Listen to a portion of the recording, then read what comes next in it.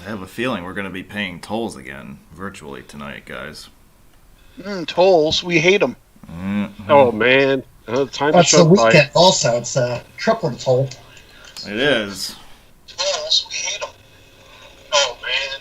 That's the weekend also. It's a triple toll. Yes. Somebody's got to mute their computer or whatever. Jeff. Is it me? Yep. Give me 1 second.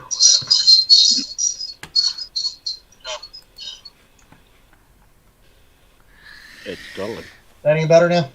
Yes. I don't hear myself anymore, so that's good.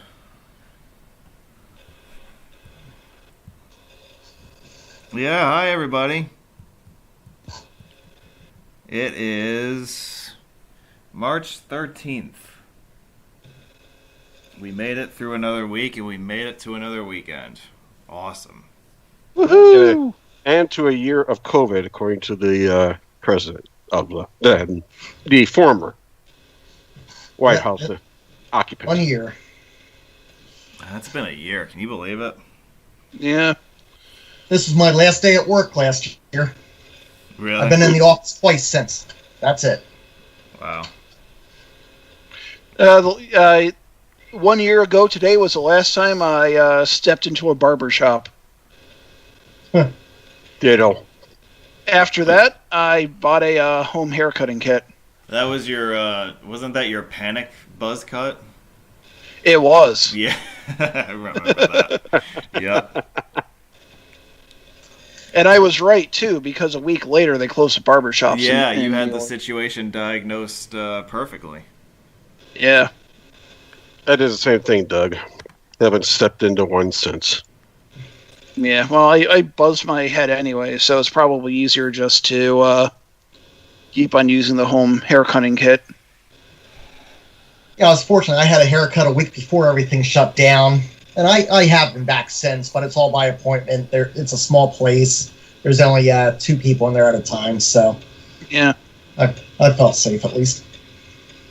Yeah, the barber shops, you don't hear a lot of anything basically bad happening, so as far as I know, they're taking precautions. Well, all of us talking about haircuts, I think we should just talk about haircuts the rest of the night. But Yeah. Well, let's talk about roads. you can probably hear Scott and Doug and Jeff in the background. They're joining me from, what do we got here? Wisconsin, New York, and New Jersey, respectively. I think I got that right. Tonight's episode, we're shifting gears again. And we are bringing up the little state that could, the state of Delaware. And we're going to clinch the longest state highway in Delaware tonight, taking you on a quite varied drive between the beaches, the countryside, and the metropolitan part of the state in the Wilmington area. That's what the sign said. Yep. And Start off in lower, slower Delaware. That's right. The state highway has everything. Route 1 has pretty much something for everybody, and I'm sure even screen doors. I don't know. We'll have to wait and see, won't we? Yeah. But yeah, Never did locate that factory yet. But I think you guys will agree after having watched this episode that Route 1 has a little bit of something for every bit of everyone, every kind of road you could possibly imagine, every scenery. Every bit of scenery, all that good stuff. So, yeah, let's jump in, but not before some announcements. I'm continuing with uploading of videos from Pennsylvania this coming week. We finished uploading Interstate 83 and 70 in Maryland last week, so now Maryland is complete 100% as far as the interstates are concerned. And I think I can hear a collective yay from Northeast Maryland at that news. We will continue with Pennsylvania next week. That's the next state that's going to reach 100% coverage on the interstate system. I think I got another day's worth of I-78 up ahead, and then it's I-81 territory after that. And then there's going to be some I-79 in there, and that'll take us through the end of the month. Doug, you were a last-minute addition to the panel tonight, so I didn't get to adjust this slide accordingly. But what do you want to say? That's fine. What do you want to say about yourself and what you're doing? What I did, this week, I uploaded a podcast where I talk about scenic roads and bridges in the state of New Hampshire. Live free and drive. I also wrote a blog article about the Bulls Bridge, which is a covered bridge in Connecticut. Which Dan is probably familiar with. And right now I'm actually working on a blog post that will be in Wisconsin, Highway 42, basically in, I think it's between Manitowoc and then not quite up to Sturgeon Bay. Dog County, Kewaunee County. Kewaunee County, yeah, basically where 42 and 57 split off. I'm going, south of there to Manitowoc. Yeah. So nice little drive along Lake Michigan. Yep. Yeah, I'm now in day 8 of trying to figure out if I'm gonna have enough energy to record this podcast episode. So we'll see. I was gonna do a trip report from last weekend. I still haven't done that though. You know what I say? You do it when you get to do it. You're not on any schedule besides anything that you set for yourself. So. Also, daylight saving time, folks. Tonight's the night when the clocks change, and really for me, the changing of the clocks one way or the other are kind of like the informal boundaries of the travel season here up north. There's kind of a symbolism to it for me. So with the I'd say so. Yeah, so with the clocks moving up and sunset happening a lot later, I'm going to be in the mood to get out and about again here in a little bit. I think that's true of a lot of people. Some people's spidey senses are tingling because of this. Well, yeah, people have been stuck at home for a year. So yeah. A lot of people have the itch to go somewhere. I have the itch to. Well, I always have the itch to go somewhere. Well, that's the thing with us, right? We always feel that way. Yeah. I'll tell you what, looking at the highways yesterday and today, there was a lot of itching going on out there. The Jersey Turnpike was heavy. 295 was heavy. A lot of traffic out there. I'm going back out to Oregon. Driving, that's dangerous. Yeah. I'm going back out to Oregon in a month, so. Oh, yeah, that's right. Yeah. I have to decide whether we mothball my Hawaii trip or not. Oh, shit. Yeah, because you're still waiting to hear if that's going to be rescheduled, right? I'm the one that's rescheduling it, and I'm not doing it until I know that I don't have to quarantine. Yeah. Like, I was supposed to go to Alaska last year. I was supposed to go to Alaska this year, but I was supposed to take a cruise, and Royal Caribbean keeps on bumping it back a year, so I'll be going to Alaska next July. I do want to mention real quick before we go to the next slide here. Next Saturday's event, so we're gearing up for that. This is the last full weekend of programs, Saturday and Sunday. The event on next Saturday will be the last straw for all of us. We're going to kill each other at the end of this next one. But this will be a full-on presentation, complete with video and photograph coverage of wall-to-wall, everything you need to know about the major roads and bridges of the state of Delaware. I'm really looking forward to it. If you joined us before for our Cincinnati mock meet back in May, we were on the air live for that for like 5.5 hours, and the PowerPoint that day was only about 60 slides. The PowerPoint for this, as it stands right now, is like 142 slides. So, I got a lot of crap to get through, all right? So y'all better stay in line and let me get through it.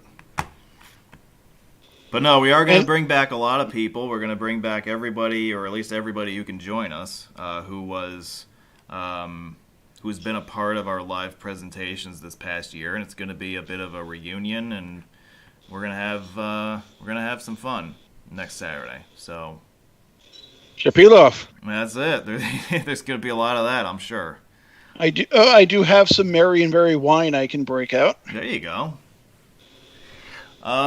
We are going to talk about this a lot tomorrow, but as we mentioned at the very top, we have just passed 1 year of the COVID pandemic. It's the single greatest public health emergency we've seen in about 100 years. It's killed about 530,000 Americans as of today. Too many. It's just a mind-blowing number. Like the number at this point doesn't really mean anything because it stopped being meaningful a while ago because of how large it is. It just blows my mind, and I know and Doug is going to be with us tomorrow to kind of help us reflect back on the past year. But if the three of you have anything that you want to add, I know that the other two of you won't be on the panel tomorrow, so you won't be able to go into a lot of detail, but.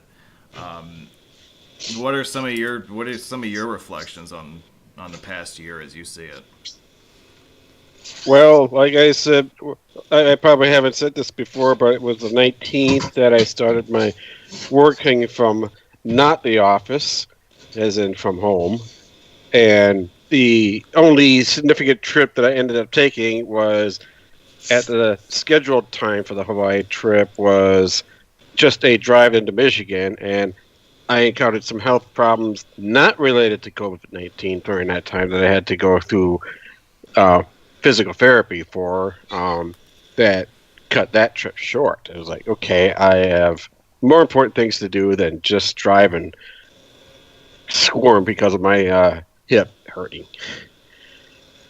But I did make it to the southern parts of Michigan. Didn't quite make it as north as Dan did. But outside of that, pretty much everything got canceled. Even Christmas got canceled for me.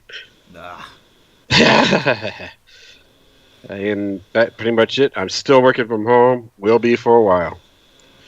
Yeah, my Thanksgiving this year, I got to see Dan, and I got to see Josh, which is another one of our common guests on the Roadway Wiz presentations. Yeah, we were socially distanced.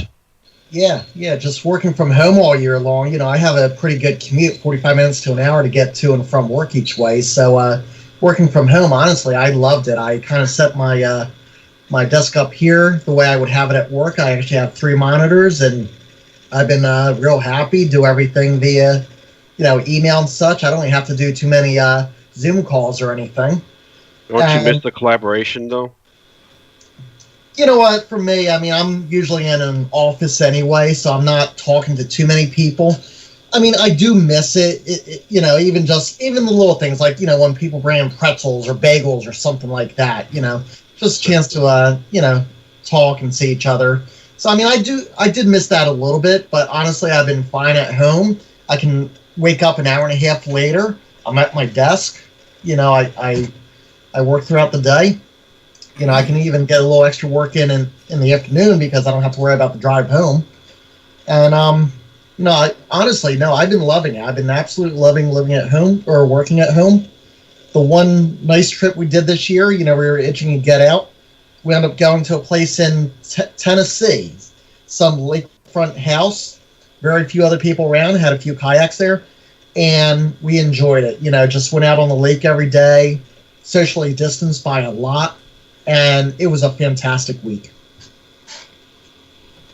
I should not forget that I got a lot of influence from Roadway Wiz here at his drone and happened to have mine myself. I know, he's coming to take pole position from me, having seen his first entry. He's off to a good start. Keep it up, kid. You got some potential. But yeah, we'll get into a lot more of that kind of stuff tomorrow. Here's the map of Delaware. It's, as I said, it's the little state that could. See, look at that. That's all there is to see right there. That's it. Only 3 counties. Not quite end to end, but close enough. Pretty darn close. We're going to be They must have chopped off Highway 1 because of the freeways. We're going to be going in this direction, starting down here at the Maryland border and ending in the north suburbs of Wilmington. I'm going to give you a little bit of bonus footage here at the end of the drive, just to show you Wilmington. Give you a little bit of a teaser for next week's episode. And I'm also going to show you, if you guys are polite and behave yourselves, I might show you a little bit of a sneak preview of the construction that's going on in Wilmington that just started a couple weeks ago. So there it is. Next Saturday's episode, Delaware Road Meet, virtual online event. Be there. We want to see you guys in attendance. Well, you guys will be. You guys on Skype will be there, but All right. all you guys in the chat, you all are invited. So come and check it out. Come hang out with us. I have no freaking idea how long it's going to take, but we will be on the air until we're done. So if you're not there at the very start, chances are you won't have missed all that much. Compared When does it start? 12 o'clock Eastern. So well, Daylight time. or whatever time it is, yeah. There will be, 12 is a pretty standard start time for a meet, so we're kind of holding on to that bit of tradition, I suppose. That building right in front there, I worked in that building at one point. Oh, really? Yeah, it's the Capital One building there now, I think it said. It was Chase Manhattan at the time. I think my mom worked in that building like 30-something years ago. But this was back when the family was still in Delaware, before we jumped across the river. But yeah, again, so tomorrow's episode, it's going to be, I'm not going to lie, it's not going to be the happiest episode you've ever heard. I think this is going to be a really reflective period for those of us on the panel, and I'm sure those of you in the chat who tune in are going to feel the same way about it. There's a lot that I'm sure we want to say and want to get out there about what the year has done to us individually and what we've observed this past year as doing to the community that we're all a part of, this road enthusiast community. And I know I have a lot that I want to say about that. So Don't forget the pie. No, bring your own pie tomorrow. Yeah, it's pie day. Yeah, see, Or I maybe, get it. or maybe we can throw a pie at someone's face. Doug, you can throw a pie in Josh's face for me if you want. I could. he literally lives down the hill from me, so I could. Right? See, I'm like, hey, Josh. I'm like, I was just driving by and flump. It'll be like whipped cream. Oh dear. Okay, so nobody has any questions before we start, right? I don't think. Nobody's asking anything in the chat, so that's encouraging.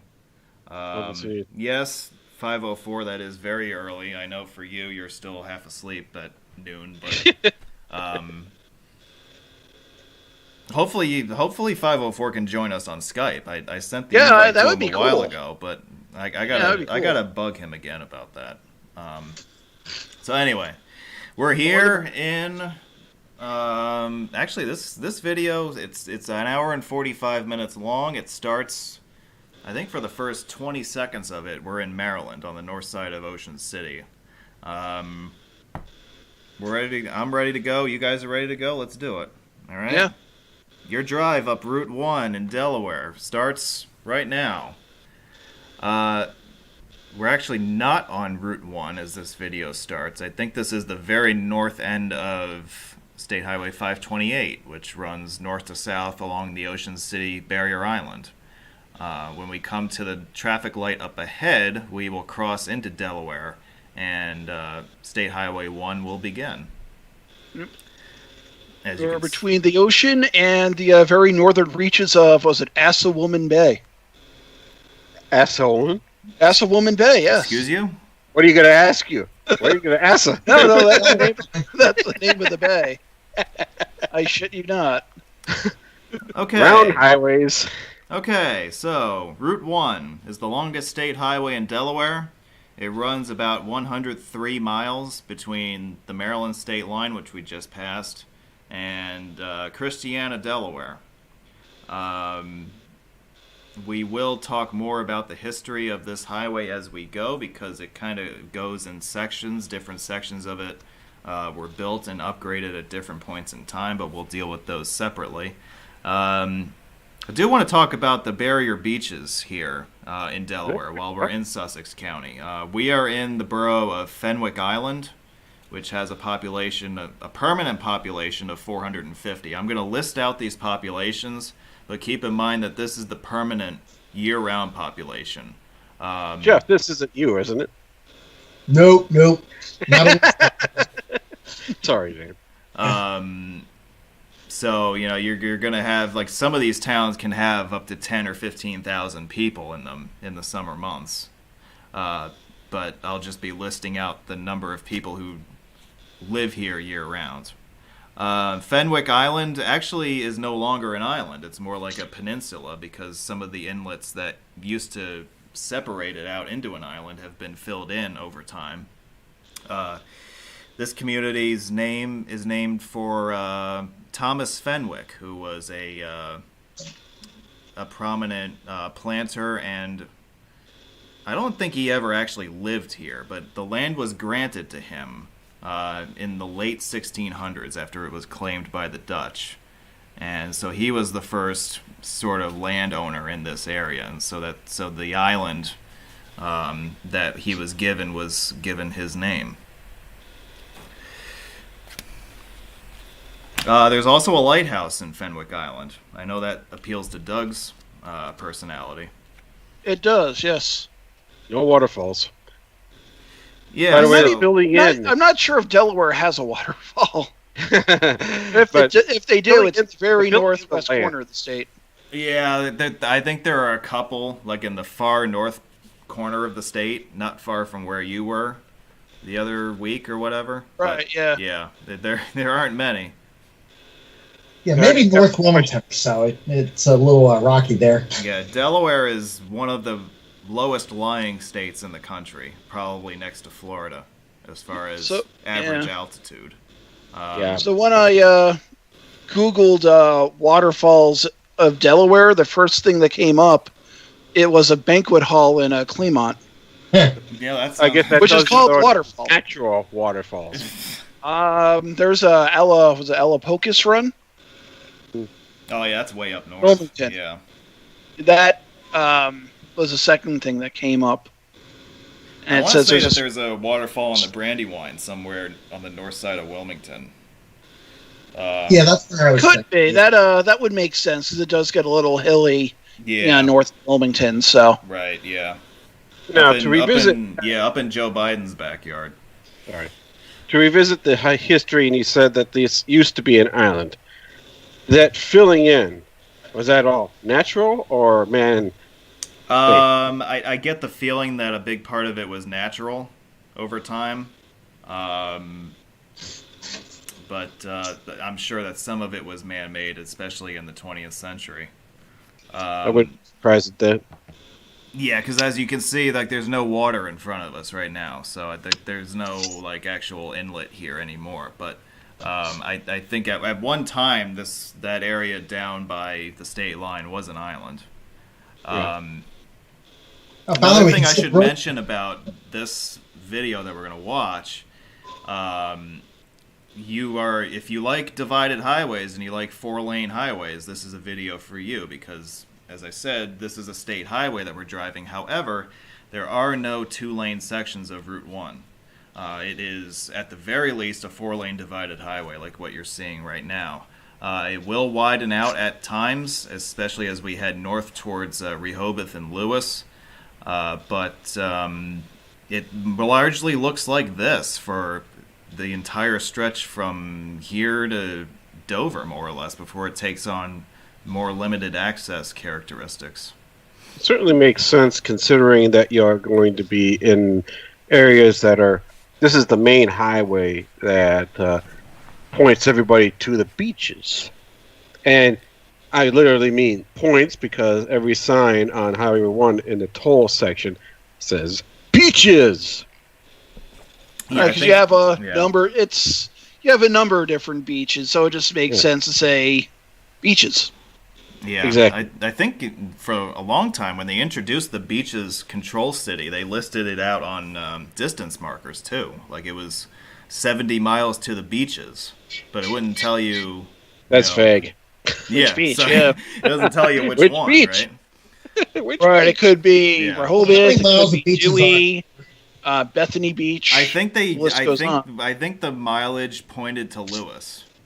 Oh, there's a cop. Because that was the first of the towns you would reach on your way south. Like they consider that whole beaches area to be an entire region that begins at Lewes if you're heading south. But yeah, Scott mentioned that there's a cop on the side of the road, and yeah, you do have to watch your speed going through these shore towns, especially in the off season.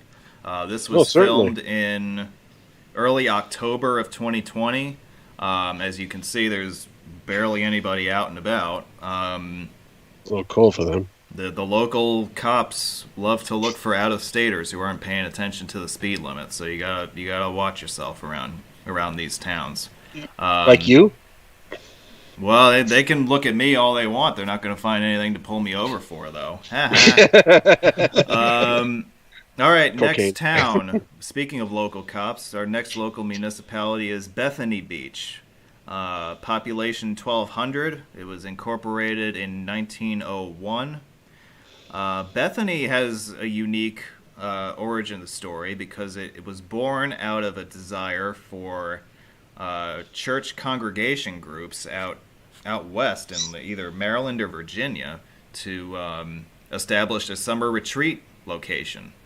And they settled on this area of Delaware. They built a little community out here, and they named it Bethany Beach. I think there is still quite a bit of historical artifacts related to the founding of the community still pretty visible in town today. Like there was a central pavilion that they set up and everything. I think that's all still around, if I'm not mistaken. Mm-hmm. A few tall buildings over there that probably were resort hotels. I think those are condos. Yeah. Those are, see, in Sussex County, those count as skyscrapers. Yeah, probably the tallest you're going to get around there. Yeah.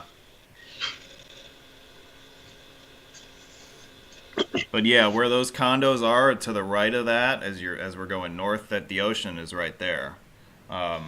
These islands are not, the barrier strips here are not particularly wide, so Route 1 will often come within a couple blocks of the beach. So there's not a whole lot of real estate around here. It's not like some of the barrier islands in, say, New Jersey, or like Wildwood, for instance, which is several blocks wide for most of its presence. Some nice lighting in the median there. Yeah, I like that. That wasn't there the last time I was through here. That's a recent installation. If you take, I see we're at the intersection of 1 and 26. So if you take 26 out, it basically takes you to Route 54, from what it looks like. If you take it all the way out, it takes you to a town called Gumboro. I wonder what happens if you go there. Get some gum. You bubble. Can. Yeah. Yeah. Yeah, Deldot has done a lot of work. Deldot has done a lot of work, especially in these shore towns, with the crosswalks, pedestrian access across the highway, the bikey-wikey lanes, which you can see on the right. Oh, yeah. Wikey. Yep. And Mikey likey. And again, another tip here about, see, there's a local cop on There's the a- right. See, you gotta. I told you, you gotta watch yourself around here. Yeah, it looks like he's He got him. Yeah, got him. I think it looks like that guy had Connecticut plates, if I'm not mistaken, which serves him right. I'd Probably pull with him. Porco. I'd pull him over just for having Connecticut plates. You've Well, got it is the nailed. nutmeg. It is the nutmeg. It is the pumpkin spice state after all. Is it nutmeg? The nutmeg is a key ingredient in pumpkin spice. Oh, okay. Well, I was gonna say. So like, it's Connecticut is the pumpkin spice state. Okay. Well, Connecticut people are nuts, so it makes sense that it would be the nutmeg state. Yeah. Okay, so we've left Bethany. We're continuing north. Speed limit resumes to 55. We're going to get to our next municipality in a few minutes, but I want to pause to tell you about the Indian River Inlet Bridge, which was the newest crossing of the Indian River Inlet. It was completed in 2012. It replaced a bridge that was built in the 60s. I can't remember how many bridges spanned Indian River Inlet before this one. I think there were at least 2 other ones, maybe 3. And they all met their demise due to either storms or the abnormally strong inlet currents that just scour piers into oblivion. That was actually what was going on with the bridge that was here previously. And Delaware engineers realized that if they didn't either replace the bridge or significantly shore it up, that the piers were going to collapse because all the sediment around the piers was being eroded away. So they decided that the best long-term solution was to replace the bridge. What they built is the bridge that we're going to cross here in a couple of minutes. It is a cable-stayed bridge. It is the longest cable-stayed bridge in Delaware. Some of you out there might guess that title belongs to the Roth Bridge, which also is on Route 1, and we'll cross that bridge in about an hour or so. But no, the title is here in Indian River Inlet. Its main span is 950 feet long. The pylons are 250 feet tall. The bridge is supported by 152 stay cables. And you see it here as we approach it from the south. Yeah, I saw the flashing strobe on it. It's a beautiful spot to fly around. I did manage to take the drone out for about an hour down here, down along the seashore, and this is a gorgeous spot. It's one of my favorite spots in the whole state. Not just because of the bridge, but because of the picturesque beaches, and it's just a really nice area if you ever get to come down this way. I know it's a little bit off the beaten path for most people in the community, but if you're ever in the vicinity and you feel like taking a detour, why don't you swing out here sometime? Yeah.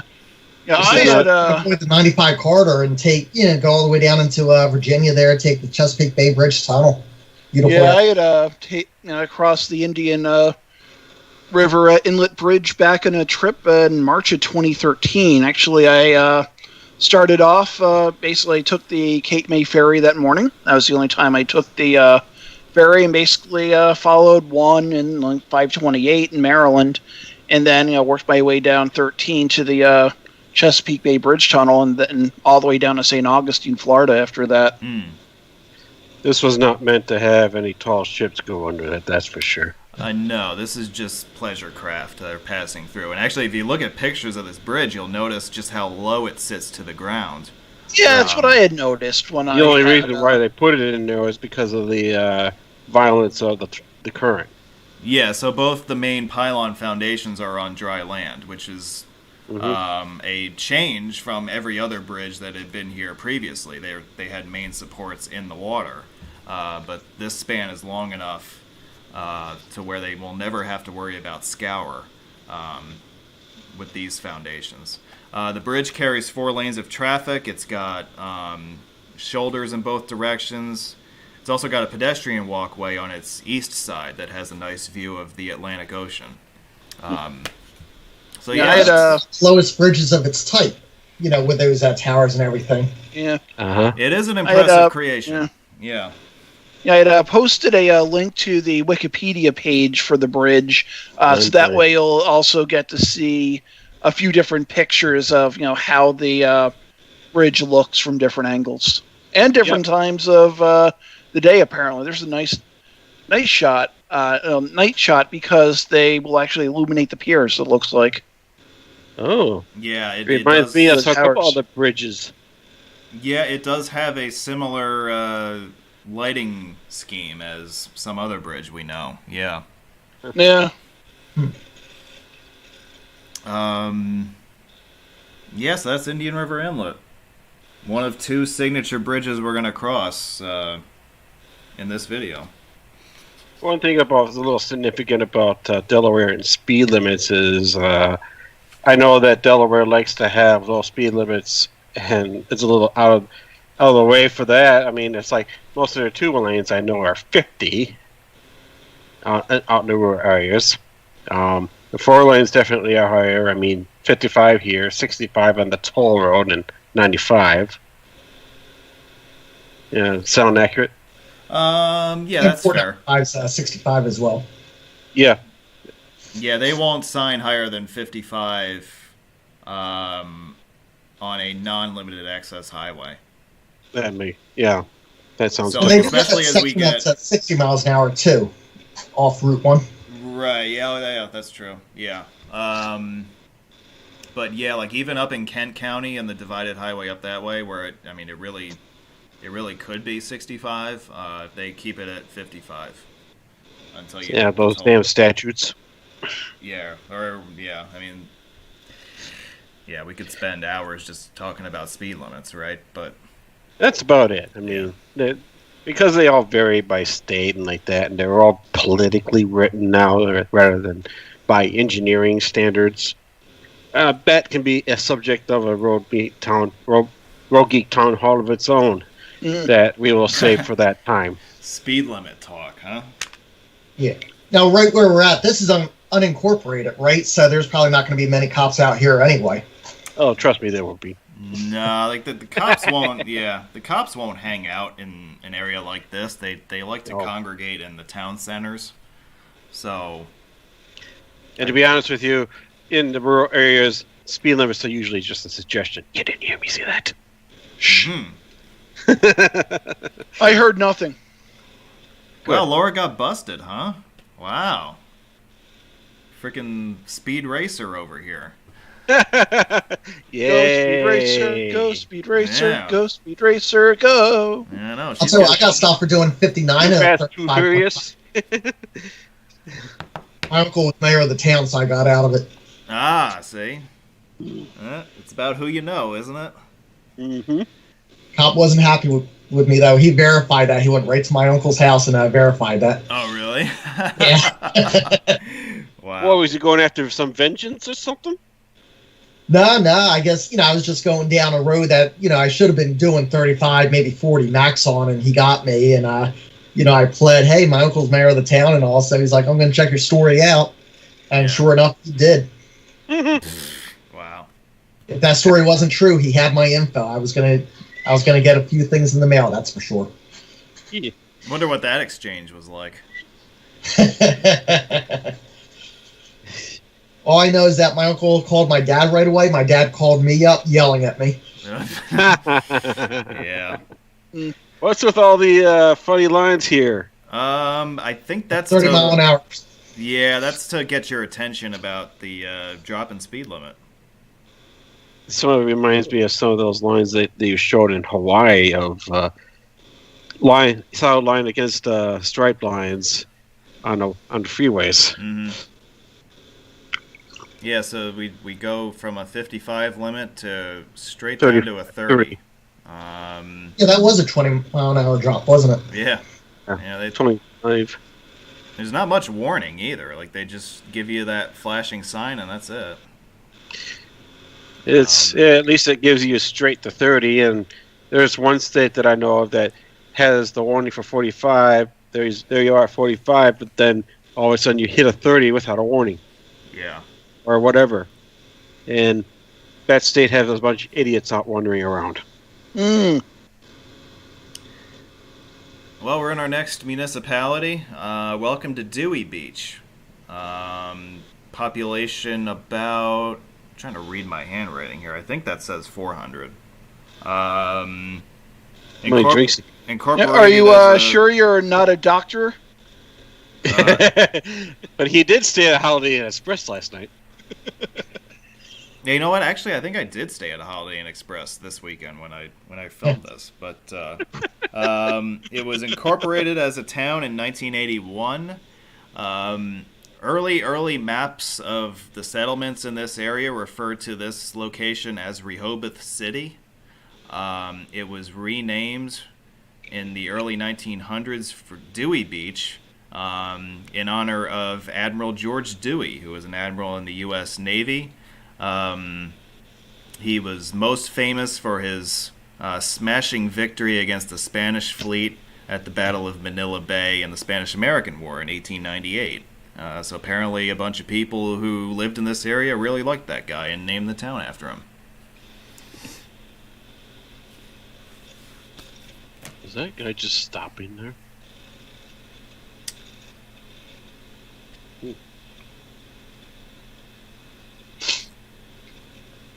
So now we're kind of, as we make this curve to the left here, we're going to finally move away from the beaches, or at least paralleling the coast. Now we're going to take a more inland track and head towards our next couple of towns here. Again, this is pretty typical of this highway through at least the southern part of Sussex. A lot of development on both sides, a lot of pedestrian and bicycle access. A lot of this recent, by the way. Like, it wasn't always like this. I would say that the majority of the improvements that we're seeing here are maybe only a decade old, maybe a little older than that. As we get north of Lewes and we start encountering interchanges, all of that stuff is within the last 10 years. So Delaware has been investing a lot in the Route 1 corridor this century. And as we'll talk about here as we get past Lewes, they've got even more stuff up their sleeve, possibly. And it's probably a good thing. Those Delaware beaches have become really popular. Oh, yeah. It was noted after Superstorm Sandy moved through. A lot of people started going down the Delaware beaches instead. Really? Was there a reason for that? Just or? ripped up. It was just, I think, the Jersey beaches got kind of battered there, the shore homes and whatnot. Yeah. So people just started moving on down to Delaware. Yeah. That kind of makes sense. I mean, Sandy kind of did a lot of work on New Jersey for sure. Yeah. And Long Island as well. Yeah. Not to mention New York City. That's right. I had aspirations of going to New York City in 2013. It was like, or 2012. When did Sandy pass through? I can't remember. 12. End of October 2012. Okay, yeah, and I was planning on going to New York the next year, and it was like, no, it's gonna be a mess. I actually went to a christening the afternoon that Sandy, basically, or like the morning before the Sandy hit. So I got out and back upstate in the right time. Yeah. Mm-hmm. Ironically, I was down in Florida, the state that normally gets hit with hurricanes, when Hurricane, Sandy hit up in New Jersey. Mm-hmm. Yeah, it was fortunate because I actually got to see the South Ferry loops of New York because of the fact that they had to be reopened. I wish I had brought my earplugs, though. Why? It's loud! It's not that bad. Come on, man. Anyway, back to Delaware. Well, let's talk about Rehoboth Beach, because I think we're more or less there right now. Rehoboth has a permanent population of 1,500 or so, incorporated in 1891. Rehoboth is derived from a Hebrew word meaning broad spaces. Broad spaces. In fact, extended family of mine had a house in Rehoboth for many, many years. I don't know if they still do or not, but they used to go down here every July. Oh, it looks like you got to pay someone's salary here. Just pass by those outlets. That's a popular place year-round.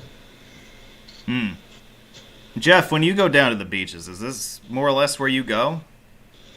No, I stay in Jersey. I go down to Wildwood much of the time. Okay, so you don't venture down this way then? No, I was down here actually back in December. I did take a little ride down this way. Okay. Another hit and run accident. Well, I will say that Jeff knows where it's at though, because he does know that Wildwood is the place to go. So I will give him credit for that. And that. And new beach tags there. Mm-hmm.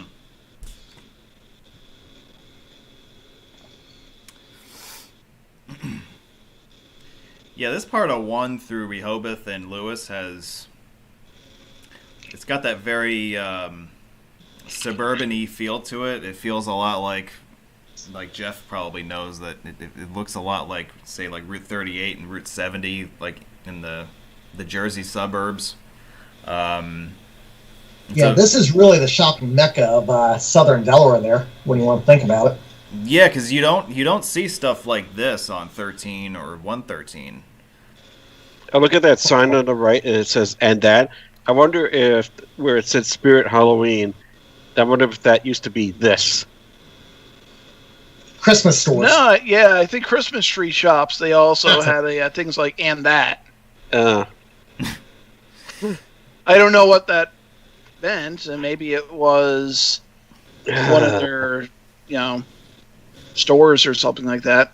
They wanted you to go inside and ask. And that. Yeah. They wanted you to What do come you their want? house. And that.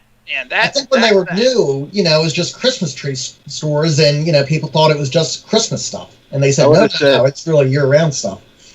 I think the last time we went to Christmas tree shops, or stores, what have you, I didn't see anything that was Christmas related. Nah. It had a bunch of knickknacks that I wound up buying. I was gonna say, I would have said whatnot. That would have been better, yeah. Yeah. Oh, look. BGS's. 24. Oak Orchard. Yeah, 24 is worth mentioning. As far as a state highway is concerned, that heads west towards Millsboro. 24 is planned to be significantly upgraded by DelDOT in the next decade or so. There's a bypass that's planned to be built around Millsboro, and I think 24 itself, the main line, is going to be widened out to 4 lanes for most of its journey. Yeah, there it is. 24 will eventually heads out all the way to Maryland. On basically, it's 340. It becomes Maryland Route 348 when it crosses the border. Goes through Laurel, Delaware as well, and goes near Trap Pond State Park.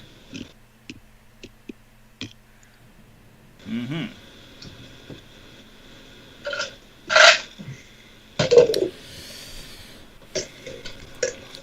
You want to talk about Lewes? Let's talk about Lewes. Yeah. What'd you talk about, Lewes? What you talking about, Lewes? Lewes' slogan is the first settlement in the first state. And they can make that claim because the first settlement in what we consider now to be Delaware was founded in 1631 by the Dutch. The colony, which was known as, again, I'm trying to read my handwriting here. I think that says Hornkills. I think that's how that would be pronounced. That original colony was wiped out by the native Lenape tribe the following year. The area was not significantly resettled until the 1660s. Eventually, it was taken over by the British, and they renamed the settlement Lewes in honor of the community of the same name in England. Lewes today has a population of about 3,300. It is the largest of the beach's communities. It's also the jumping off point. It's also the Delaware terminus of the Cape May Lewes Ferry. Yep. AKA US 9. Yeah, US 9 didn't always exist here in Delaware. That's a recent, or relatively recent addition to the map. Just saw a nice sign there for that. Yeah, so 9 always used to end in Cape May, and then it was extended into Delaware as sort of an afterthought later. I believe the path of US 9 completely overtook former State Highway 18. So you won't see a Delaware 18 anymore because that's where it was. Between 28, actually. Was it 28 or 18 or 28? Which one was it? According to Roadways of Delaware, it is 28. It used to be 28. Okay. Yeah. See, Yeah. I knew it had an 8 in it. So US 9 is signed east-west in Delaware. That's another oddity. Yeah. So, There is no way that is MUTCD compliant. Nope, no way. So the other thing is, over near Lewes, there's Cape Henlopen State Park, which has a bunch of hiking, it looks like. And the thing that strikes me about Cape Henlopen is if you've ever taken the ferry between Orient Point, New York on Long Island and New London, Connecticut, one of the ships that the ferry uses is the Cape Henlopen, is the name of one of the boats, and it was a former military ship during World War II, and then they retrofitted it to be a passenger and car ferry. Has anybody found this highway yet?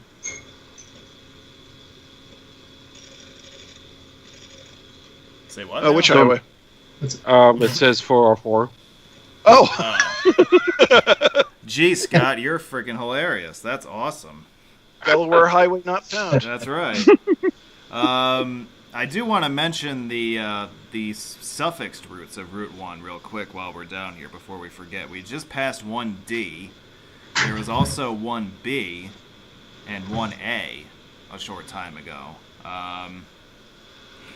They are kind of an odd exception to the numbering rules in Delaware. Delaware doesn't do suffixed state highways other than this cluster, and there's also a 9A up in Wilmington, but this is a little bit of a goofy exception to the rule as far as their numbering. But 1D and 1B are very short. 1A is the only one that I think is a little sizable. Hey, look, we went through, okay, that was our second to last traffic signal that we just went through as we leave Lewes heading north. Yeah, the B's and A's really just amount to alternates of business and yeah, just local road into Rehoboth. Yeah. Okay, as we leave Lewes, it's time to talk about expressway upgrades. So, from here to Wilmington, we have one traffic signal left in operation. And we'll talk about that signal in a couple of minutes. But I want to talk about a couple of interchanges in this area that we're passing through. Is these motherfuckers in the left lane won't get out of my way. We have a couple interchanges that are proposed, one of which is coming up here at how the hell do you pronounce this? Minos Conaway Road? One of those. There will be an interchange here. There's also another interchange proposed up at Cave Neck Road, a couple miles north of here. These are being proposed in order to eliminate grade crossings and funnel crossing traffic to the interstates directly. DelDOT does not have a firm grasp on when the timing of these improvements will happen. I'm looking at my notes here. The Cave Neck Road interchange may start in 2025. Construction at the other one may begin as early as 2023. So those improvements are still a few years out. But those would probably, well, those two plus the interchange that's coming up here at Delaware 16. Those will be the next interchanges that you see added to the canon. The one at 16 was tentatively set to begin construction this year in 2021 and be fully complete in 2024. That would eliminate the final traffic light intersection on Route 1 between Lewes and Wilmington. That's the intersection that we're coming up on here shortly. So that's kind of so that's the deal with interchanges in this area. There will be some significant improvements coming to this stretch of the highway between Lewes and Milton in the next several years or so, I call it.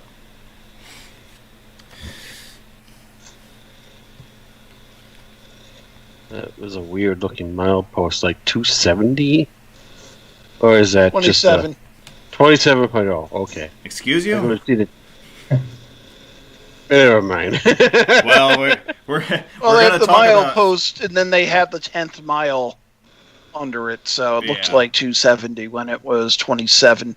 Of course, when you go further north, I know that the exit numbering on one is, I believe, based on kilometers. Still is, yep. Yeah, so we're going to have to talk about weird exit numbers when we get up to Dover. But, at least down here, the mile markers are sensible.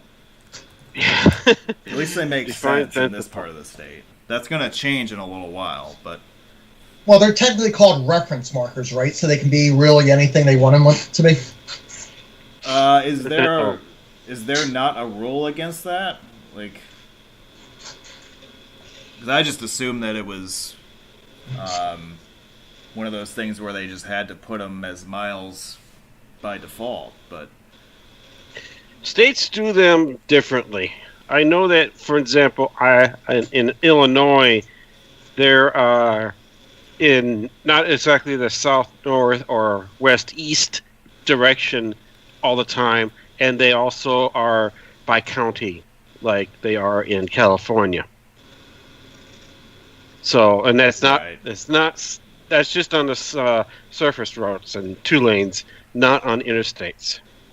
Interstates follow the standard rules of the MUTCD. I guess Route 1, the limited access portion opened up back when they thought we were going to be going kilometer-based, but never happened. Right.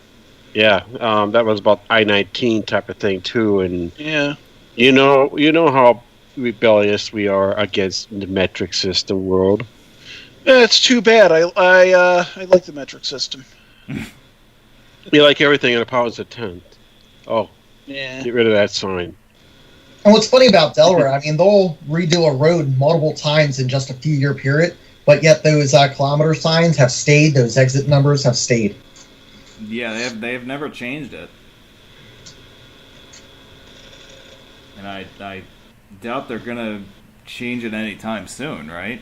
I don't think that Probably not. I don't think I they're... don't really think they need to. They're probably... It would be more of a hindrance than a benefit, to be honest, because that would mean that people would wonder, where did my exit go? Yeah. Mm-hmm. Well, here's the traffic light at 16. This is the last signalized intersection we will encounter tonight. This is the next intersection that Delaware has prioritized for replacement with an interchange. That is the interchange that should begin construction this year and take about 3 years to complete. How many houses is it going to take out? I don't know, but we should cum them all. Yes. Yeah, Laura mentioned in the chat about how there isn't a Route 1C. I, in a quick Google search, have not been able to verify that there ever was a 1C. I see. Like it wasn't. I thought that it might have been a part of a different state highway, and then it just got either absorbed into something else, or it got decommissioned at some point. I have not been able to find evidence that there ever was a Route 1C, which is strange. Is the D in 1D supposed to represent something, or is it just 1D? Yeah, I don't know about that. It might be kind of a reference to Mexico.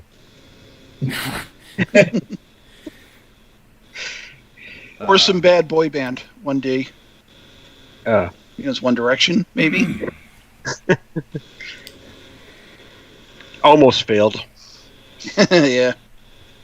All right, so no more traffic I lights. could have done better. Yeah. We've If got, there are no more traffic lights, we're going 55 until the limited access, right? I am going to stay at 55 miles an hour because I'm a good boy. Sure you are. We've got we made it through the traffic light portion of tonight's presentation. For the last hour of tonight's video, we will be at highway speed. Your mileage may vary. Yeah, this was done with the. This video was filmed with my old car that I no longer have. So I'm sure that my mileage would vary if I did the same drive today. Yeah. Your old car would be 2021, and your new car would be 2020.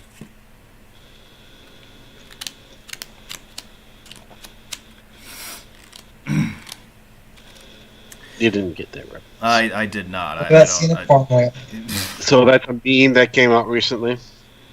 I don't know. You'd have to send it to me.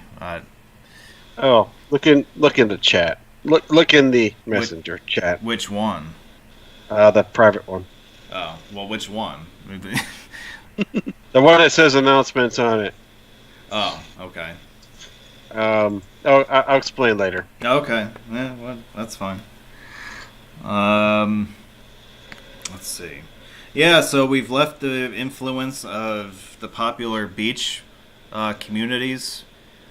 Between here and Milford, we've kind of gone into what I like to call quintessential Lower Delaware. This is it.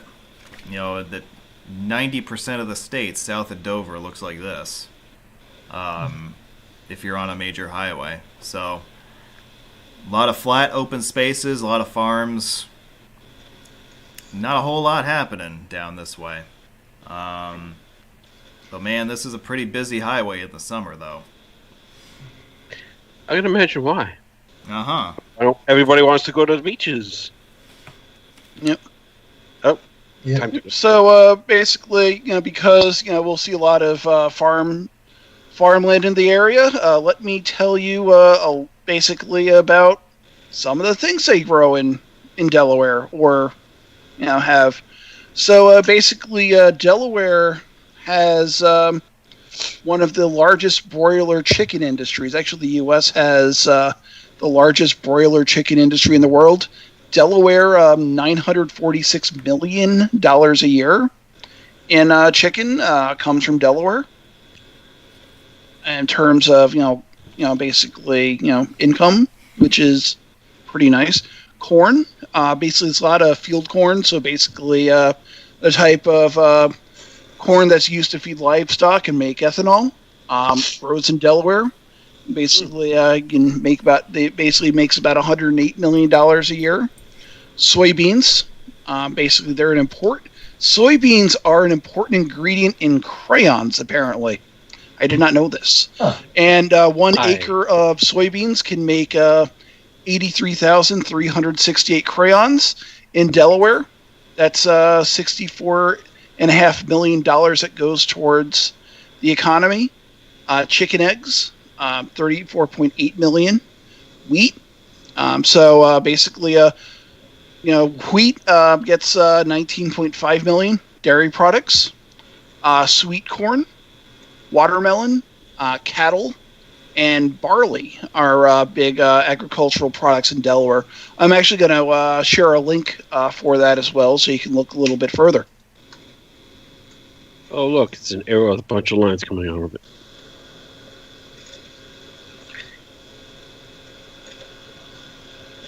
I'm just here to give you guys comic relief. we can talk about those turn lanes. Yes. I will give them credit. They do have decent turn lanes down here in Delaware, and they give you plenty of time to get off the road and keep traffic moving.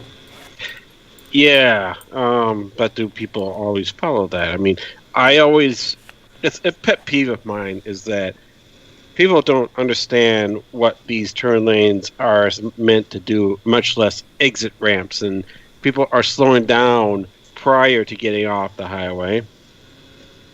And if you're doing it on interchange ramp, you will get a bird. And especially down here, I mean, you can't even really see the street sign. So if you're looking for a street name, yeah, you're kind of squinting, wondering if you're at that location yet. Yeah, I could say that. Yeah, for sure. Because you don't really notice anything until it's up close. But you notice this BGS. Yes, there is a big green sign here for Lincoln and Milford. Yeah, so we mentioned how there were a number of interchanges that have been built in the last 10 years. We are going to go through all of these in the next 15 miles or so. This one at Route 30 replaced a signalized intersection. Construction on this interchange began in 2012 and was complete in 2014. And I know that Delaware Route 30 basically is kind of a bypass, basically of 113, basically from Millsboro up to Route 1. So you bypass Georgetown, Delaware, which is where 113 meets 9, and then you bypass a lot of stuff in Milford on 113 as well. So, Delaware 30 has that, kind of a bypass flavor to it as well.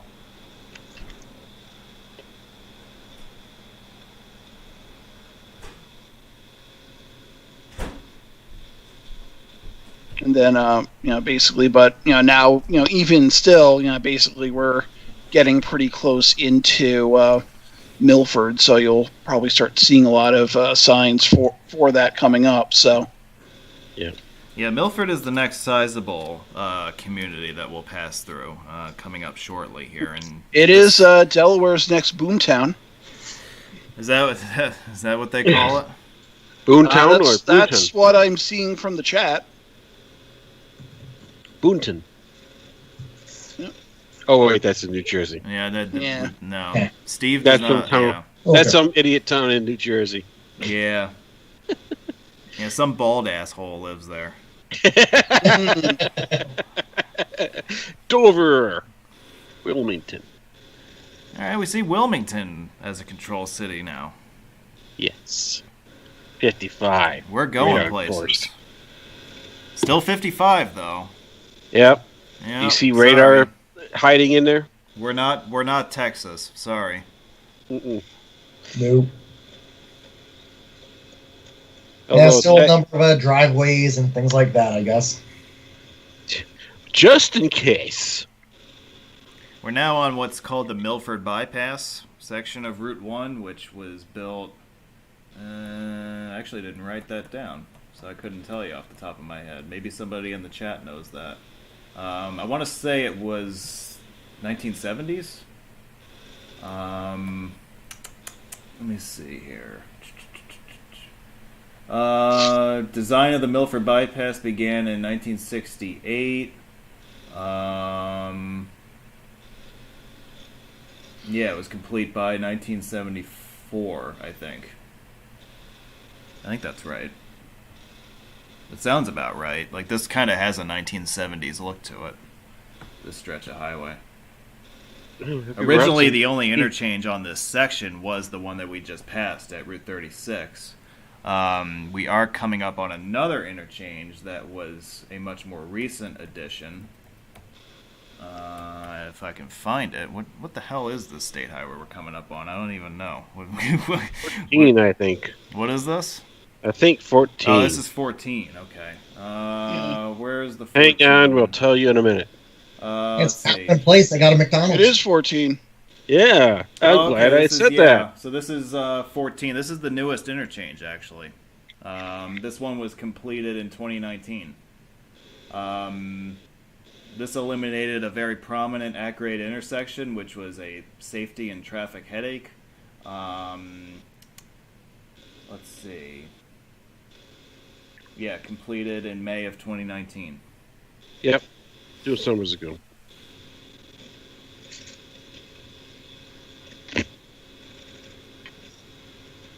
Sorry, Just by a chat. billboard for Grotto's Pizza.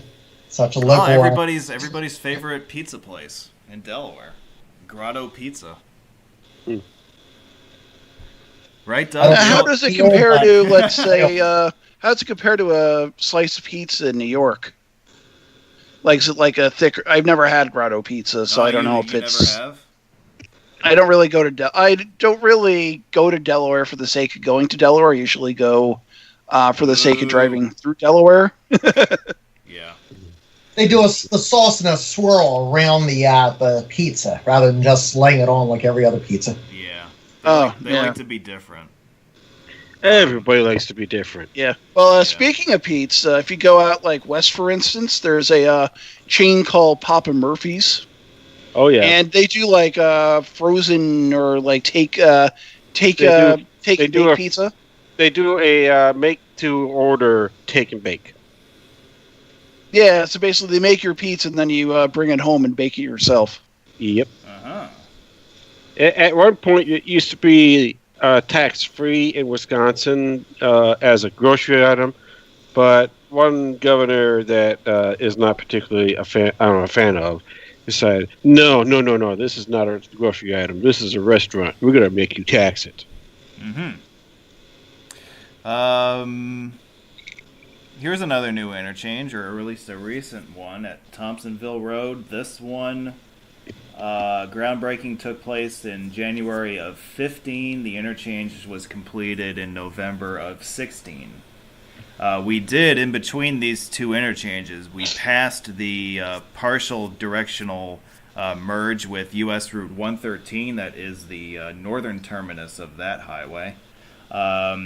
113 used to occupy this real estate that we're going right now on, all the way up to Dover. The US 113 number was truncated to Milford in 2004. And now it's just Route 1 only. 113 used to tie back into 13 in Dover, but that doesn't happen anymore. So that went away in 2004. Quick word on the town of Milford. It was first settled in 1680, incorporated as a community in 1867. It's got a population of about 12,000. One thing that's interesting about Milford, other than being the home of Dogfish Head Brewery, which I'm a big fan of, its real estate is split between Kent and Sussex counties. So you can clinch 2/3 of the counties in Delaware by just hanging out in one municipality. One small ask, wear a mask. We got another new interchange coming up here. This one connects into Route 12. Let's see here. When was this one built? This one was completed, I want to say, in 2011. I'm going to go out on a limb and say this is 2011. What does the survey say? The survey says I'm right? I hope so. 25.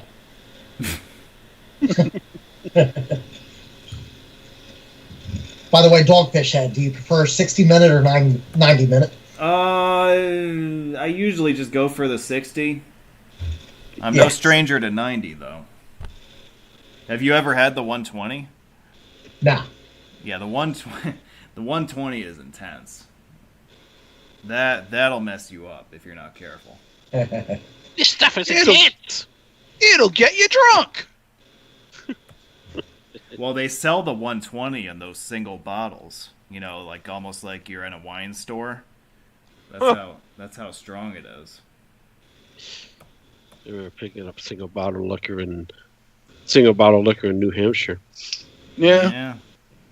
I need to make a run to the state-run liquor stores in New Hampshire myself. They're very basically affordable liquor you can get there.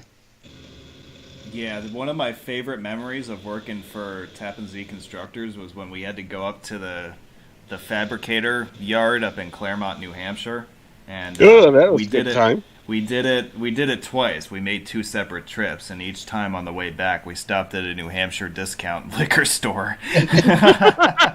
Yeah, my you gotta stock up. One is basically if I head out to Brattleboro, and basically then from Brattleboro I cross on Route 9 over to Chesterfield, New Hampshire, and then right after you cross the bridge into New Hampshire, there's a sign, basically liquor store, make a right. Yeah, I think it's right over the state line, isn't it? It's right over the state line, yeah. Right on the other side of the bridge. Let's see, another new interchange coming up here at Bowers Beach. Let's see. This area underwent a lot of significant improvements beginning in 2015. The last of the interchange improvements in this area were completed in 2019. Including, I believe, this interchange and the overpass that we're about to cross. I think that was the last... Well, that was the most significant part of the project, but that was the last piece of it to be completed. All of which completed in the summer of 19. You know, I can't help but notice there's a lot of cemeteries along this road. Cemeteries. That is an interesting little quality, yeah. How many dead people in those cemeteries? All of them. Exactly. Probably everybody who ever died within Delaware in the last 400 years. But it is interesting with all of the improvements that we've been going through, and I've been pointing out to you guys that this is a very different road than it was even 10 years ago. It didn't used to be this free-flowing. And it was a pain in the neck to get between Dover and Lewes for a number of years, and then DelDOT has finally gone back to investing in Sussex County, especially with Route 1, and it's actually a drivable road now. It's actually really enjoyable. It really is a nice road until you get down to those shops where it was 3 lanes wide down there. That's such a hectic congestion area. Yeah, there's not going to be much they can do about that. I have heard that DelDOT is considering some sort of major interchange idea for the 9404 confluence. That would be very useful, if only for separating out some of the movements. That would go a long way. I'm not sure. That's going to be years away from construction at this point, but that area has always been bad, like that 9404 and 1 confluence there. It'll be interesting to see if they can do something about that in the coming years. Because a lot of the deficiencies now in Sussex County are related to east-west capacity. Between 113, and 1,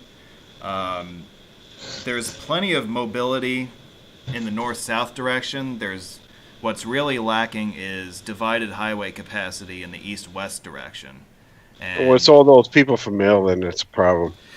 Yeah, so the 404 corridor is definitely a part of it. Because that's the best way to the Delaware beaches from the Chesapeake Bay Bridge. Yep. Yeah, people swear by the fact that they get off the Bay Bridge and they stay on 50, and then a large percentage of the traffic that stays on 50 off the bridge leaves at 404. It does not continue down 50. Yeah. So that ought to tell you something about how there's that much traffic going east-west through Sussex that is not accommodated by a divided highway at this point.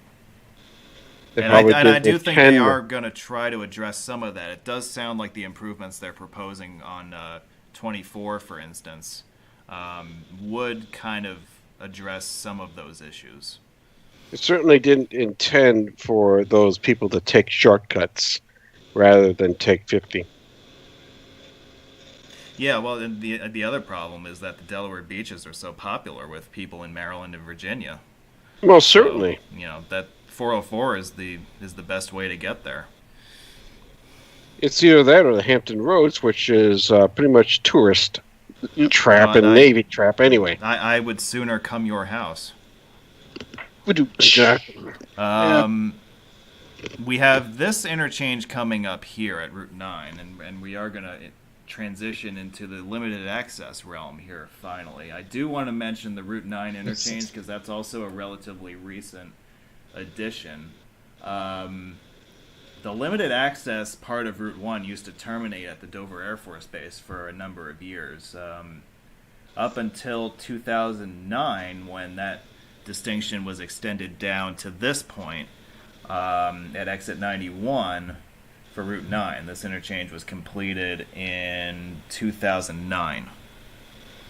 This used to be an at-grade intersection. I don't think there was a traffic light here, but there was an awful lot of cross-traffic trying to get across the median at this point, and it was becoming a big problem. So they built the interchange here to get rid of that issue. On your right is going to be Dover Air Force Base. Very significant installation on the east coast of the U.S. And we have entered limited access territory, folks. So welcome in. And another thing to point out, basically right near the interchange with Route 9 is the John Dickinson Plantation, which he was the penman of the Revolution. Basically, he was basically involved with the early years of our country. I'm actually going to share a link to that historic site. You can actually visit it now.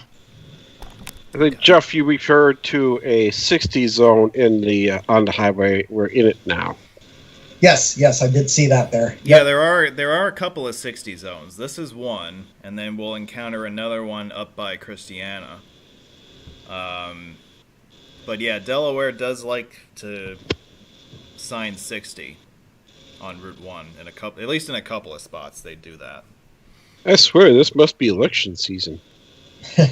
Yeah, it's funny you should see say all the that. sign pollution on the side. You did say you went through here in October, huh? Jeez, some rigged election is about to take place. Yeah. I will say, going through this area in the past, back in the 90s when it wasn't limited access, you really got a good view of the Air Force Base. Now you kind of bypass right by it without even noticing it. Yeah. And then since 9/11, all the extra security and all the fencing that's gone up, it's definitely a lot different. They like to hide it all.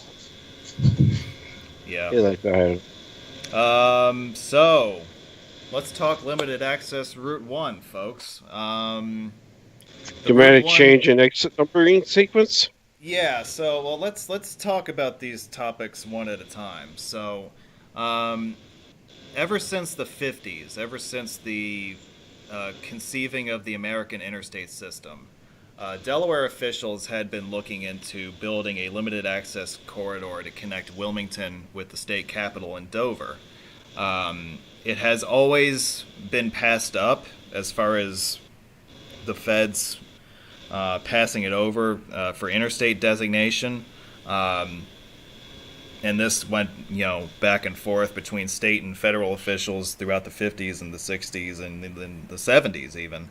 Delaware eventually got fed up with the feds not wanting to grant them an interstate corridor along here, so they decided to build the road themselves. And so what transpired here, beginning in 1987 and concluding in 2003, was the construction of a 50-mile-long toll road connecting the suburban Wilmington area with the state capital. The section that we just got on now is known as the Dover Bypass. It was one of the first sections to be built. It was constructed primarily in the early 90s. It was completed in 1993. This section features one of the two toll plazas on the main line that we will encounter today. It also gives you a pretty good view of Dover International Speedway, for those of you who are NASCAR fans. Not much of those left. We've got a few of them in the live chat, I think. Yeah. I know one. I have volunteered there in the past for a few races. Have you? Yeah. I think I've seen 1 or 2 races myself. I've never been there to a race. I really feel like I should get there at some point. Mm. I think Actually, the last race I was at, I was going to Ohio from New Jersey, and Sunoco had a promotion: get 3 fill-ups, you get 2 free tickets to a race. Oh, really? So, being in Pennsylvania, you're going to fill up anyway. Have 3 fill-ups, got 2 free tickets, and I went to the race. Yeah. Yeah, it used to be a lot easier to go to the races in Dover. NASCAR used to have 2 races a year. Now I think they've trimmed it back to 1 race. As they kind of shuffle around their schedule here in the past few years. But yeah, I've always heard good things about Dover. You know, it's not a short track, but it's also not a super speedway either. It's kind of in the middle there, and all the seating is kind of contained in one spot. You know, you've got a good view of everything regardless of where you're sitting. So from what I understand, it's a pretty good venue to watch a race. So. And you also got Dover Downs right there too.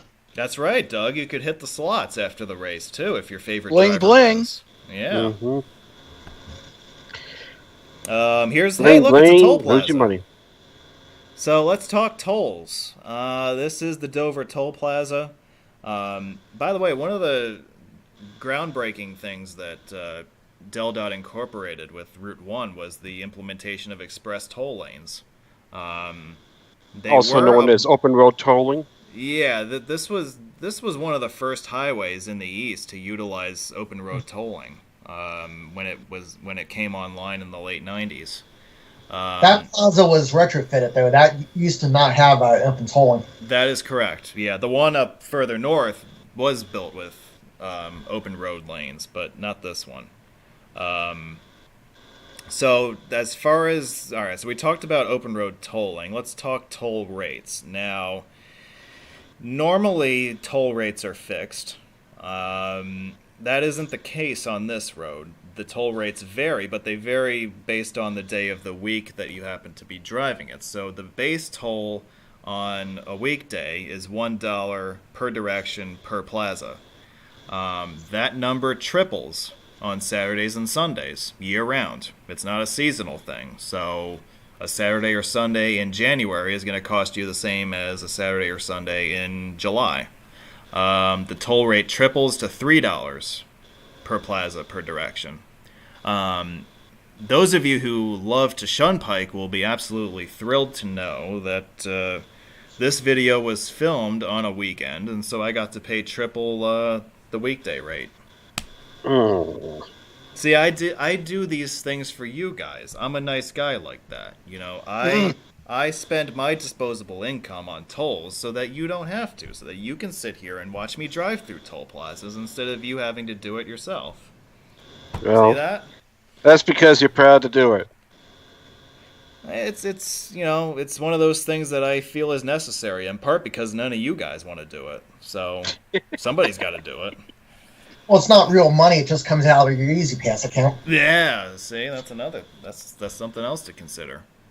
Now, consider this. If they did make this interstate highway and somehow connected that to the North Carolina stuff, this would be the more appropriate path for I-99.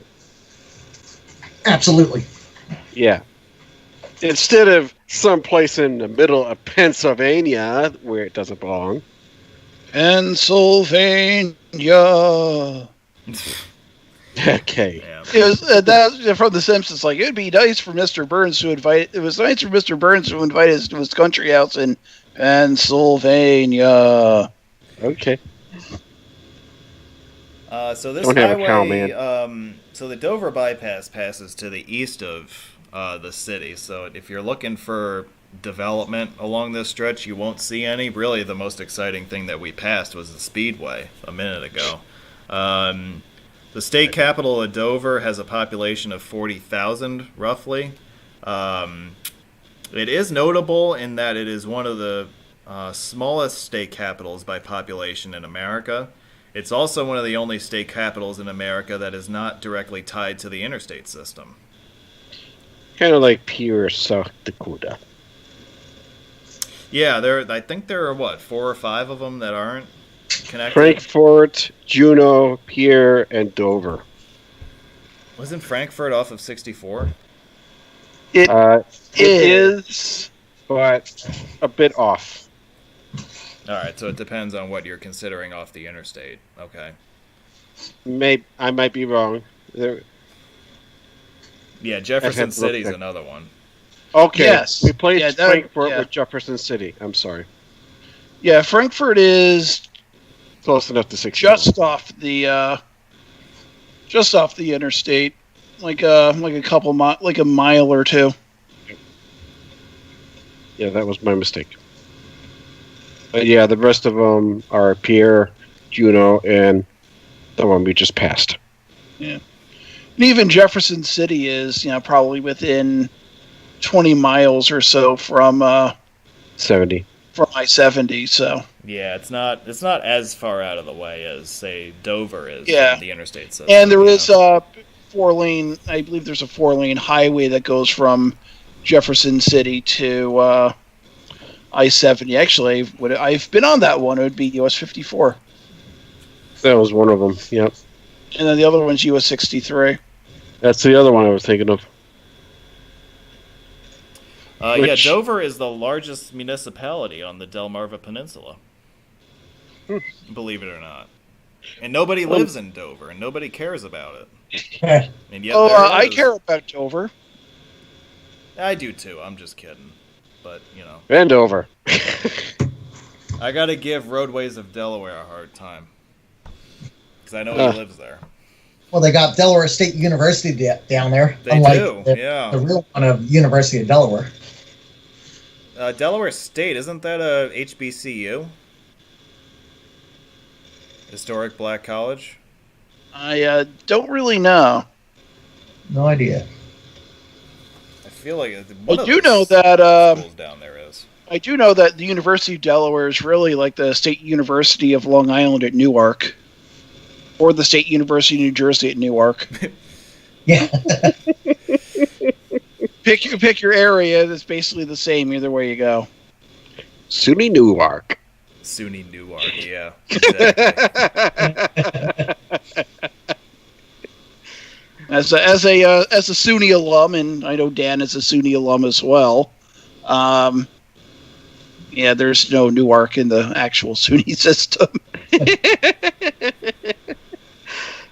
I was being facetious. So something I want to point out about Delaware, and Delaware, again, does everything different and odd.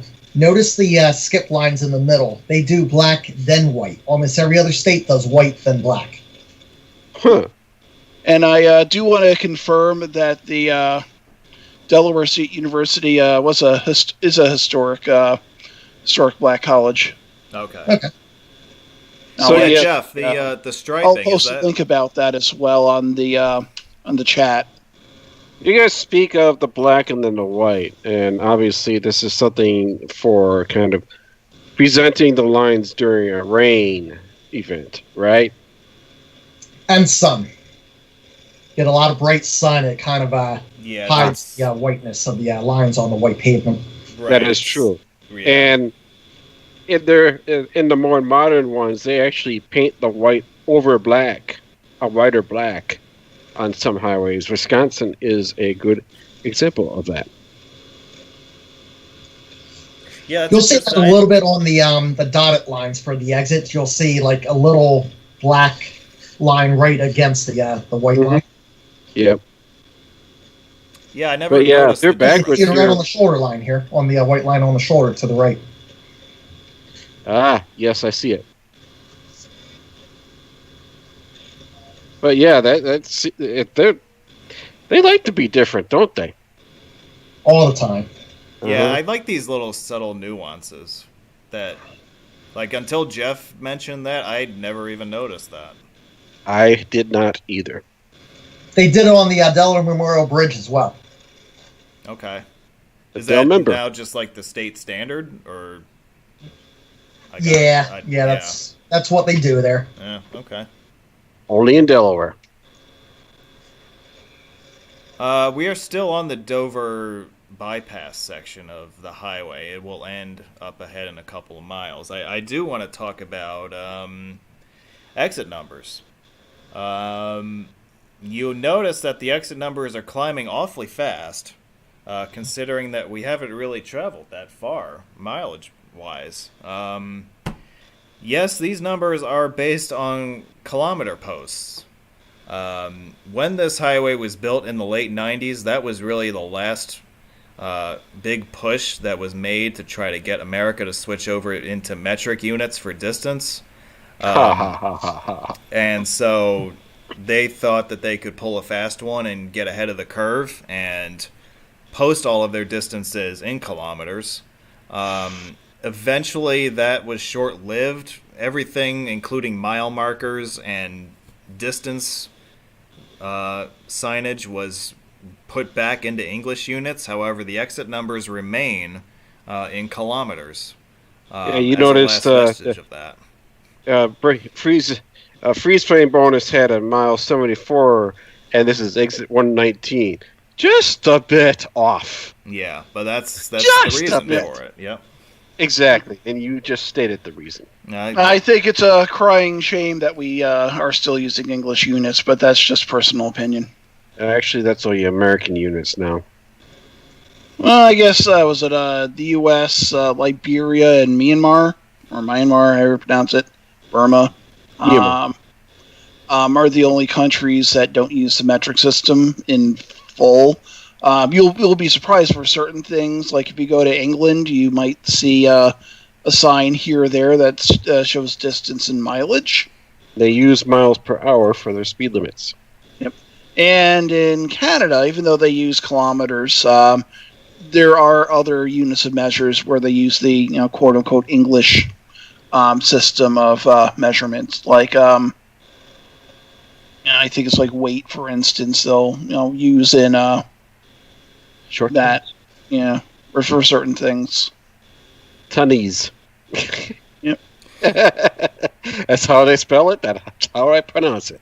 So this is the newest section of Route 1 between Smyrna and Odessa. This 8-mile section opened in 2003. I think one of our panelists tonight happened to be there roughly when it opened. Is that right? Yeah, I happened to be going through pictures a little while back and came across these pictures I took 2003, the weekend before it opened. It was a cloudy, rainy weekend. They had a tent set up right on the lanes for the opening ceremony, quote unquote. And yeah, we were able to walk a portion of this new highway. Yeah, so this was the final link in the highway between Wilmington and Dover. This section of highway does not have a toll. You can travel between the exit we just passed in Smyrna and the next exit up ahead in Odessa without paying a toll on the ramp or on the main line.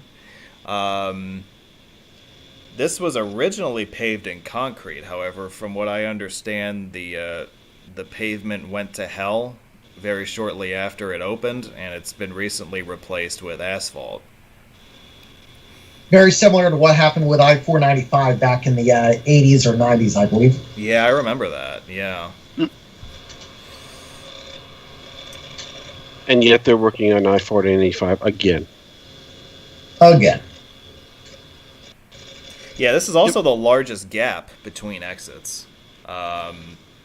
It's about 8.5 miles between exits. DelDOT does have a long-range proposal to add an interchange between the two up ahead in Townsend, but that's more of a long-term concept. I don't think they're really actively seeking to build anything there. They do have, but the idea of the interchange is on the table in case traffic ever demands it. I think it actually would be right about here where they would build that. Yep. It would basically be just another connector to 13 in southern Newcastle County. That's really all it would be. Yep. So if you've enjoyed what you've watched tonight, like the video, subscribe, tell your friends, and then since we're talking about Delaware, go out and have some Scrapple too. It's everything but the oink. I know. Yeah. Now that's something I haven't had in a while myself. Yeah, the first and only time I ever had Scrapple was actually at a diner in Delaware. I was out with Steve of Alps Roads and Alex Nitzman of AA Roads fame, and we're looking at the diner menus. I'm saying, oh, I've never had a Scrapple. I'm like, oh, Scrapple. I'm like, I've never had that before.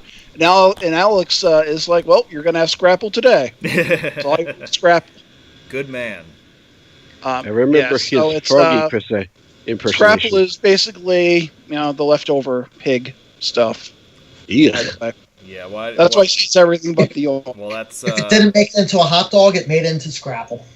Yeah. Yeah. You can't spell Scrapple without scrap. Yep. And then following the time I had Scrapple, right after that, leaving the diner, there was a lady who was someone who was giving out flyers to go to this smoothie shop. So I took a flyer. Steve and I went with the promise of free smoothies, and then there was these three weird new age ladies, and we go to the shop and they're like, ooh, someone's coming, and they're like, oh, it's if you sign up for our membership you can get you get more free smoothies and a free shot of aloe. And Steve and I are looking at each other's like, let's get the fuck out of here now. We just got out.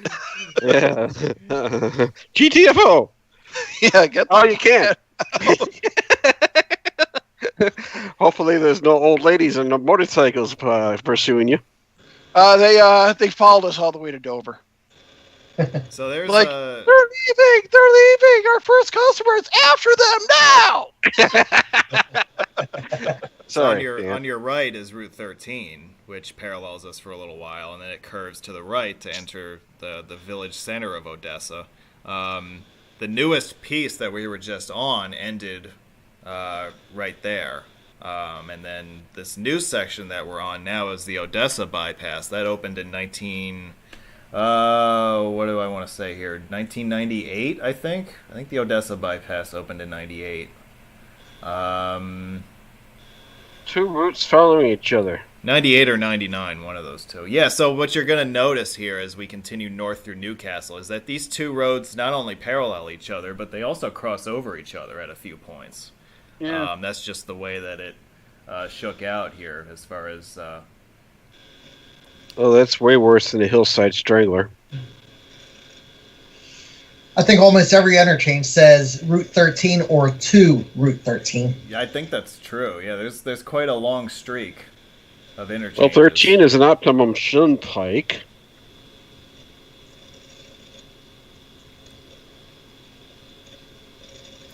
Yeah, so here's 299. Usually when I'm coming out of Wilmington and I'm heading south, I'll get off here. Usually my travels take me as far south as Middletown. That's about it. I usually don't go south of here.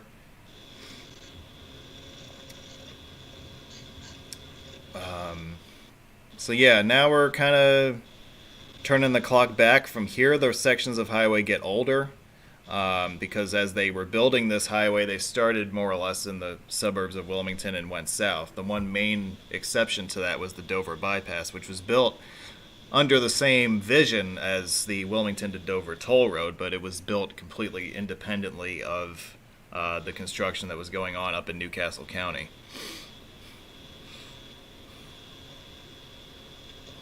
And it's funny you said turn back the clock when we have to move our clocks ahead an hour tonight. Yeah, I don't mean to confuse you guys. I hope I didn't. Yeah, don't do that. Shit. I wish I didn't have to turn a clock back and forth once a year. Just keep it at one point. Yeah, can we just make up our minds already? Jeez. Yeah. Well, I do like having later sunsets. I will leave it at that. Yeah. I mean, it's great. It's, having later sunset, I think, is better for more travel time, better for more road drone trips. time. More road trip time, more drone time. Yeah. What, you don't want to get up at 4 a.m. and take your road trip? I do, but I want it to be dark until about 6. Apple sandwich and coffee. Yeah, that would be about the time I would have to stop for a scrapple sandwich and coffee, yeah. Yeah, so the section that we're on right now, really from here on up to Christiana, I have vivid memories as a kid of watching a lot of this get built. And it might not surprise you all that much that witnessing this road get built and the bridge over the canal get built when I was, in the age range of 5 through 15. That was very influential and inspiring to me and contributed quite a deal to the mess that I am today. So, there's that. Where did you live down here? I didn't live here. I have extended family in Wilmington. Okay. And so I frequented the area very often, and I still do today. But yeah, I was born in Wilmington, but I never really lived here for more than, I think, 6 months or so. But so yeah, he doesn't remember a damn thing. Yeah, well, northern Delaware has always been a significant place for a family of mine, so. Pretty much Pennsylvania or New Jersey, if you look at it that way. Yeah, so the exit 142 signage that we just passed calls out Route 896. It also used to call out Route 13. However, the newest iteration of the signage there omits to tell you that Route 13 is actually just to our left, and actually we're going to cross over it right now on this overpass coming up. Kind of got dropped like a rock. I noticed that in the live chat saying because of the 301 tollway. Yeah. They kind of removed all the references to 13 because of it. For some reason. Oh, stay there, truck. Hey, look, So it's Toll this- Plaza. Yeah. So this was the one you were talking about earlier that was built specifically for open road tolling. Yes. Yeah, this structure has not been modified at all. It was built with the express lanes in the median. It was one of the first purpose-built open road tolling facilities in the East. This one, when it came online in 1998 or 99, it was one of the first in the East.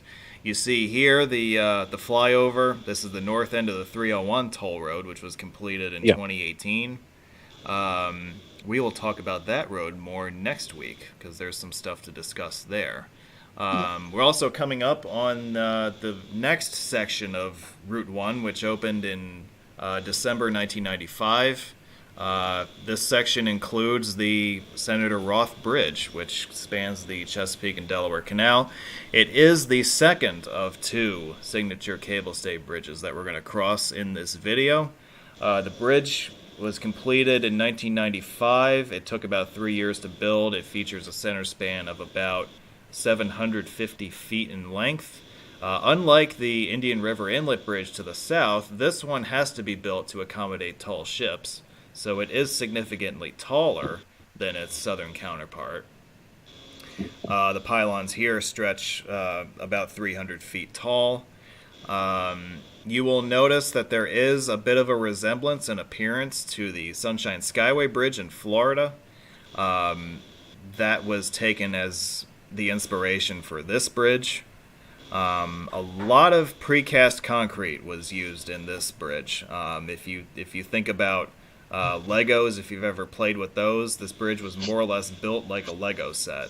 Precast segments for the roadway, precast segments for the pylons, and it's all held together somehow. Actually, I know how it's held together, but I don't want to complicate it too much. But, Like a ton of bricks. Yeah, kind of. So that's the Roth Bridge. It's named for Senator Roth of Delaware. He was the senior senator of the state for a number of years. Those of you who have retirement accounts, maybe you've heard of a Roth IRA. Well, he's the guy who came up with that. And of course, Delaware is a very finance oriented state too. So It is business friendly. yep, you can incorporate pretty much anything in Delaware. Open for business. By the way, that bridge was built to accommodate 4 lanes in the event they widen this area in the future. Which yes, DelDOT is looking into that. Yeah.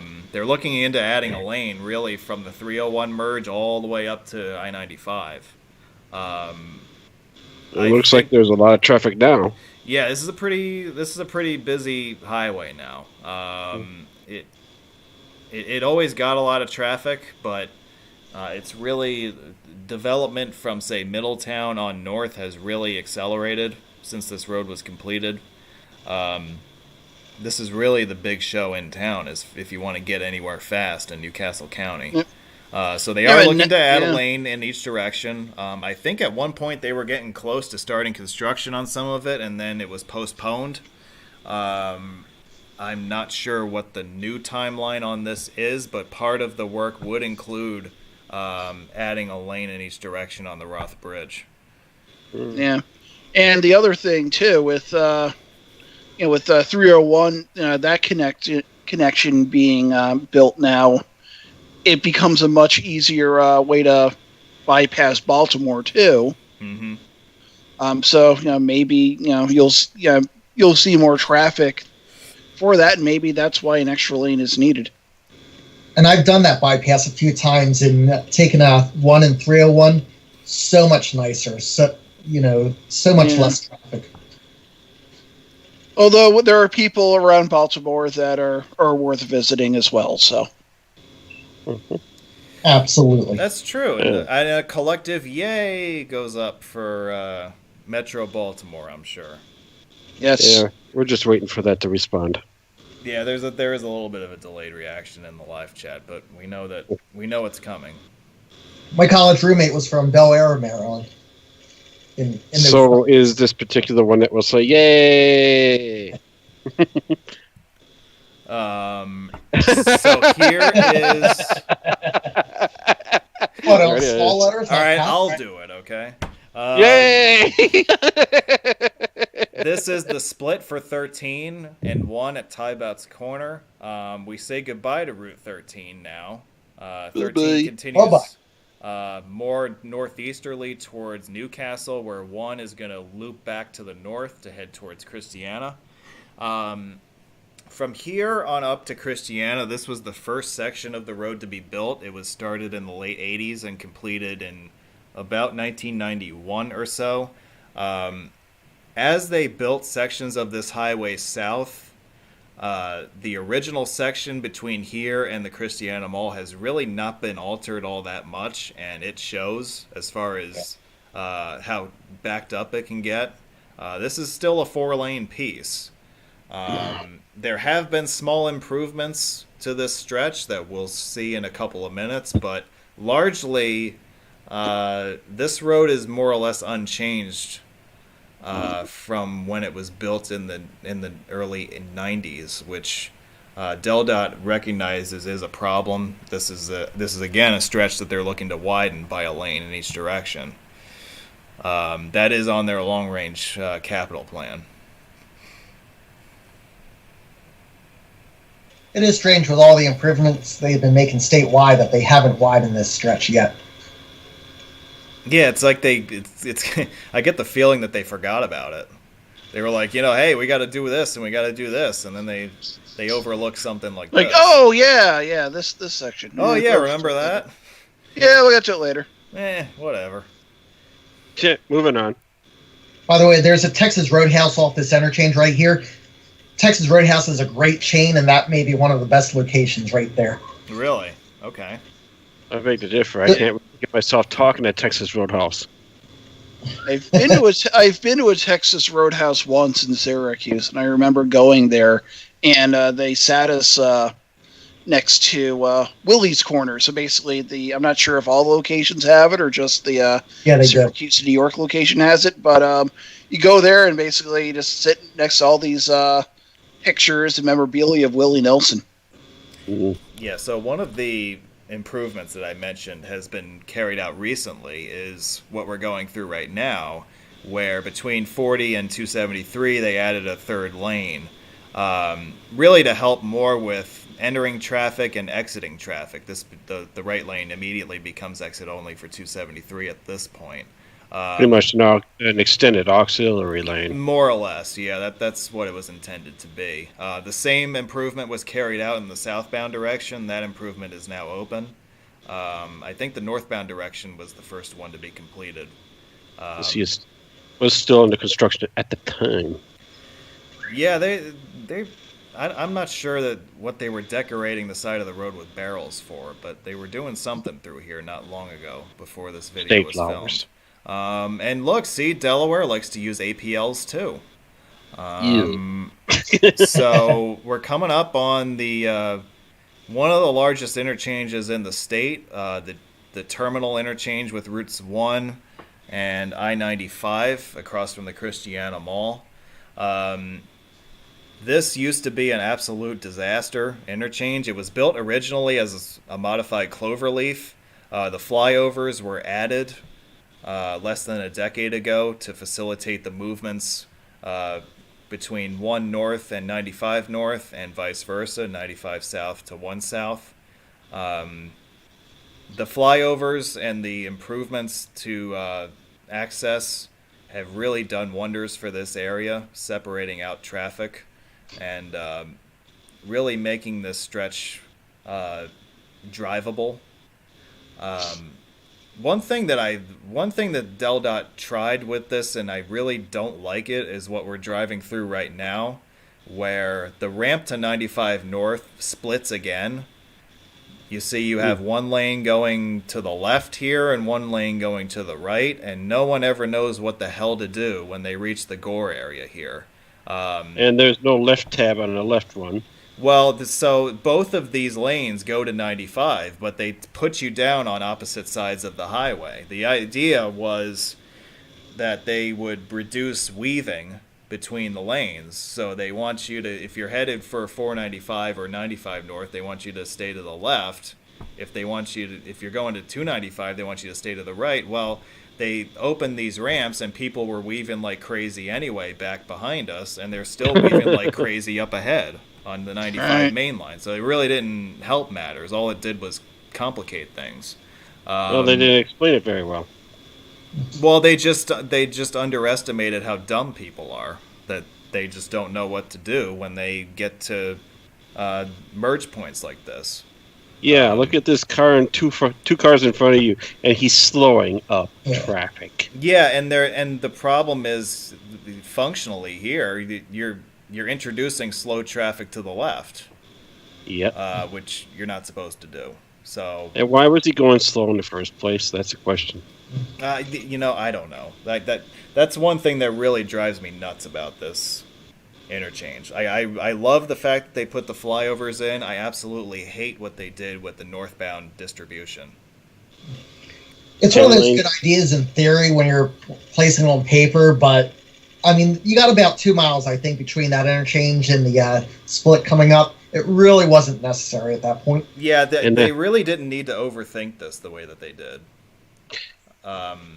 That's my main complaint. So, hey, by the way, we're not on Route 1 anymore. If you wanted to finish clinching Route 1, you would continue straight for about a half a mile to Churchman's Road, exit 166, where Route 1 would officially end.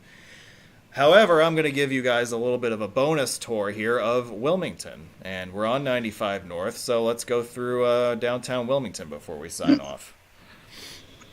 This is the eastern or northern end of the Delaware Turnpike, which, as we know from our past studies and from our studies that are going to come up next Saturday, it also contains one of everyone's favorite toll plazas on the planet.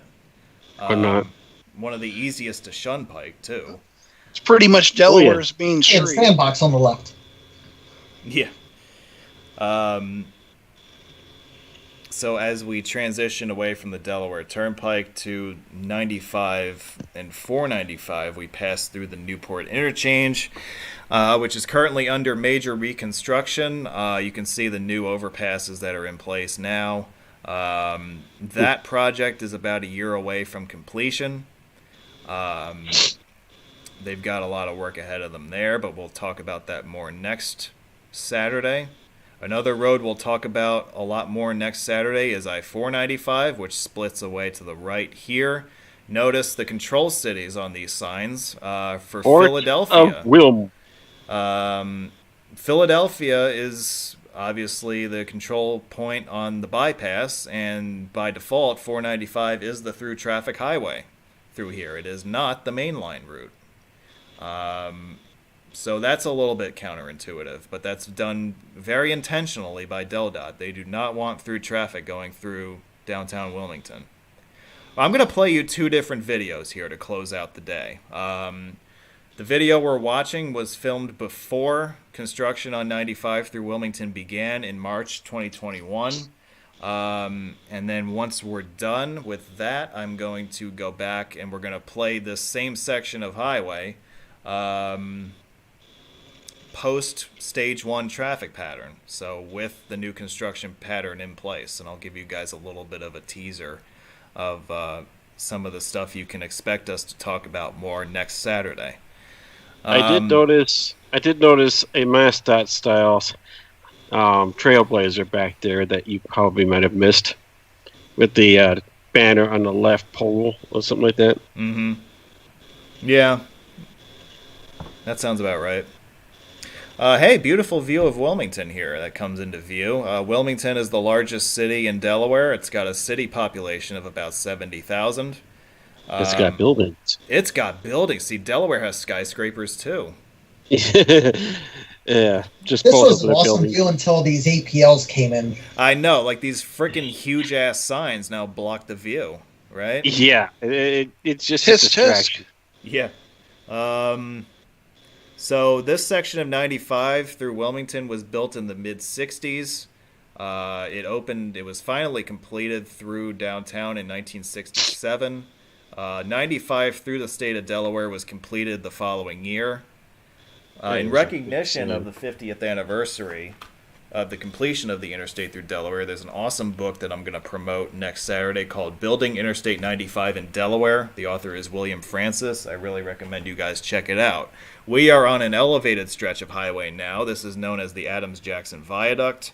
We cross over Amtrak here.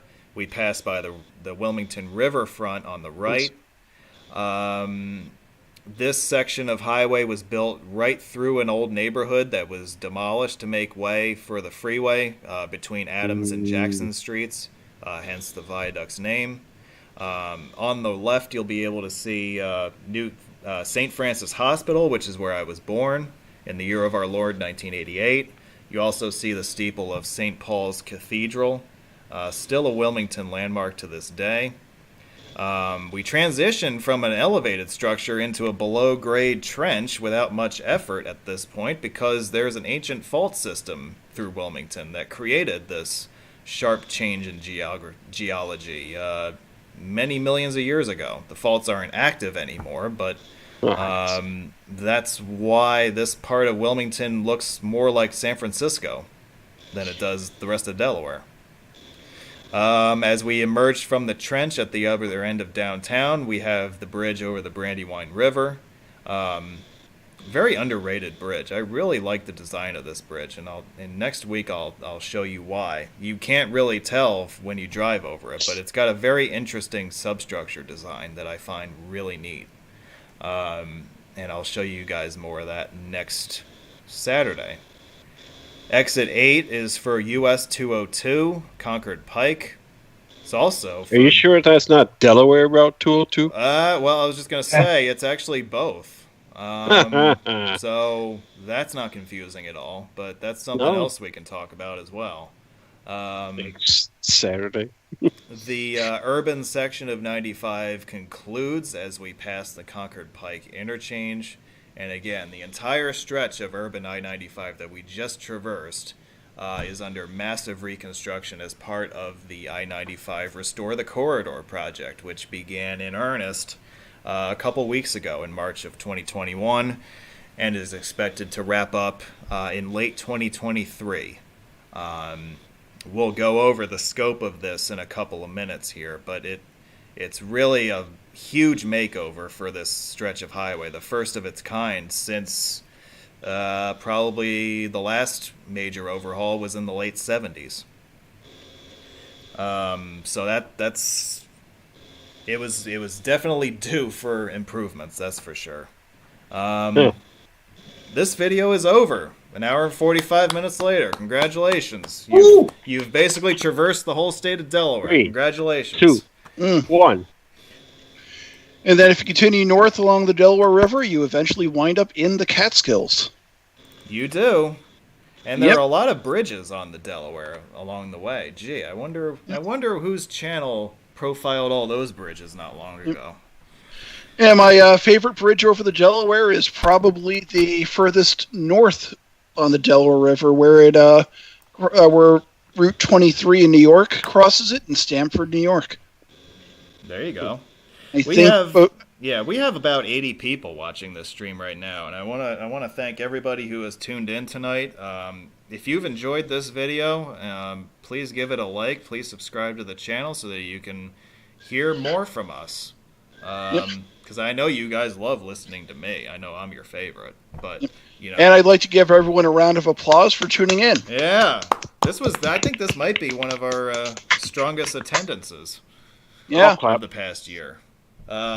Okay, so in recognition of that, and because you guys have been on such good behavior tonight, I'm going to give you a bonus video. Now, I said I was going to play the same stretch of highway over again to reflect the recent changes along I-95.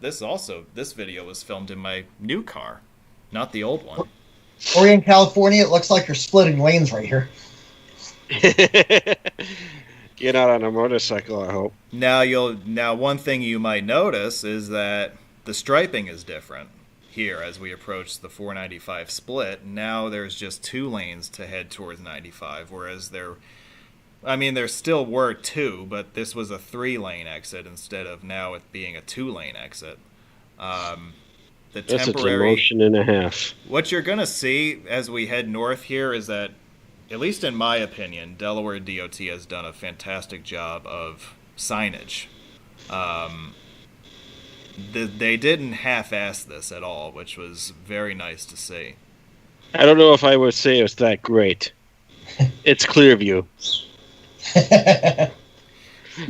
Yeah, well, some of us in the community have a bad case of Clearview-itis, so I would suggest that you seek medical help for that. Yeah, I would agree. Actually, the high school I went to they was probably did turn off that 3rd lane for a reason here.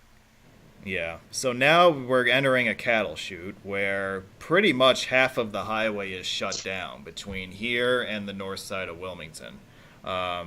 We are shoved over to the left into what used to be the entire southbound roadway. We're now taking 2-way traffic on one half of the road. This is the Phase 1 Contraflow pattern. So you have 2 lanes per direction in this section, while the entire northbound roadway is shut for reconstruction. Next year, the process will flip. All traffic will move to the other side, while the southbound side is shut down for reconstruction. The Restore the Corridor project is going to rehab all of the bridges along I-95 on this stretch of the highway. Included in the scope is replacement of bridge bearings, substructure repairs, steel girder repairs, pedestal concrete repairs, a replacement of parapets and barriers, replacement of lighting systems, and new overhead signage.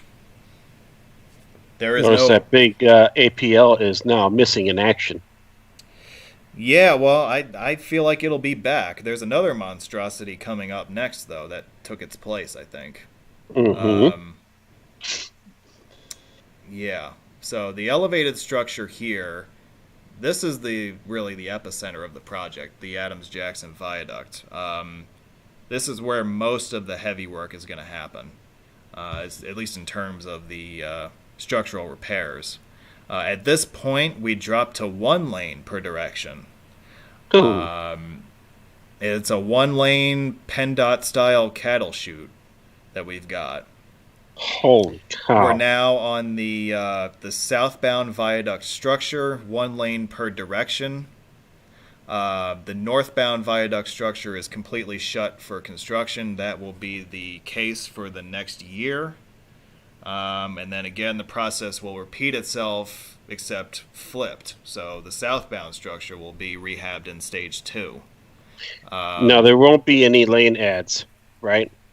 No, we will not be adding lanes. This project will just restore what was there before. Ooh. Yeah, so it'll still be 2 lanes through per direction. And this is pretty much why. I mean, it's really hard to have lanes through this area here. I can imagine that viaduct, you'd have to rebuild the entire thing, and that's more expensive and more lengthy time. Yeah, and plus, like, Delaware has made a conscious decision that they're not going to add lanes through here. They're going to throw all the through traffic east on 495. They can add lanes there if they want, but they're not going to expand. Pretty much it. They're not going to expand the freeway in 95 in Wilmington. There's no point. Yeah. No, yeah, because they send them off on 495 and be done with it. Right. Yeah. And there's plenty of capacity on 495. Mm-hmm. Yep.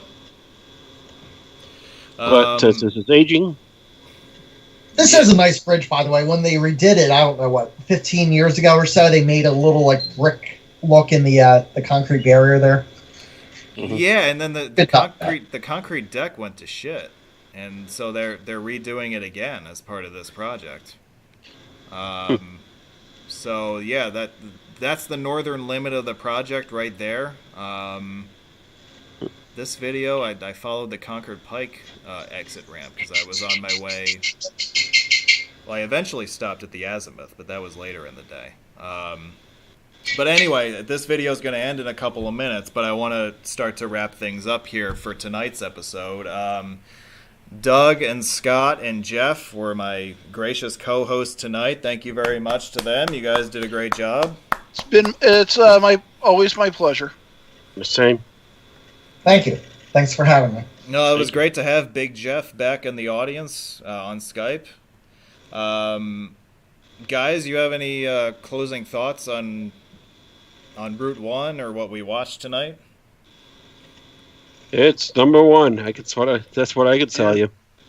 It basically Worst thing is it lets you see basically almost everything in Delaware.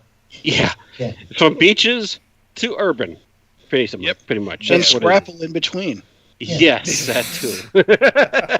Now, the worst part of Route 1 is people confuse it with US 1. Don't do that. Yeah, which does not exist in Delaware, so. Nope, that goes through straight from Maryland to Pennsylvania. Yeah. Yeah. But yeah, that's pretty much a not bad route here, and one of these days I'll probably drive it for real. They do a good job with Route 1. Mm-hmm. They do, yeah. I will agree to that. So, and they keep improving too. Yeah. Yeah, they definitely are good about improving the highway, especially in the southern counties. But yeah, quick reminder about next Saturday, our season finale event, the Delaware Online Road Meet event. Well, I think we're gonna try our best to have this quote-unquote road meet be part of canon, but we'll have to see how that plays out. I'm sure people will fight about that on the forum for years to come. The event starts on Saturday the 20th, 12 o'clock noon. The event has already been created on my homepage. You can link to it there if you'd like. We look forward to seeing all 80 of you, or however many of you joined us live there next Saturday. We're going to go slide by slide, PowerPoint style, through everything you need to know about the state of Delaware and way too much more. So, again, I'm sure that we'll hear from these guys again next weekend, and hopefully we'll see you guys in the audience for that event too. And then meanwhile, you get to join us again tomorrow. Yeah, we've got another interesting episode for you guys tomorrow. again, it's more of a reflective episode. I don't know that it'll necessarily be quite as fun as tonight was, but I think it's an important episode for us to do, and I think we'll get a lot out of it. And I hope that people who tune in will get a lot out of it too. So that's my hope for it. Yeah. I hope. Anyway, we'll see you guys tomorrow. And from all of us here, until then, thank you very much for joining us. And we look forward to seeing you next time. Take care.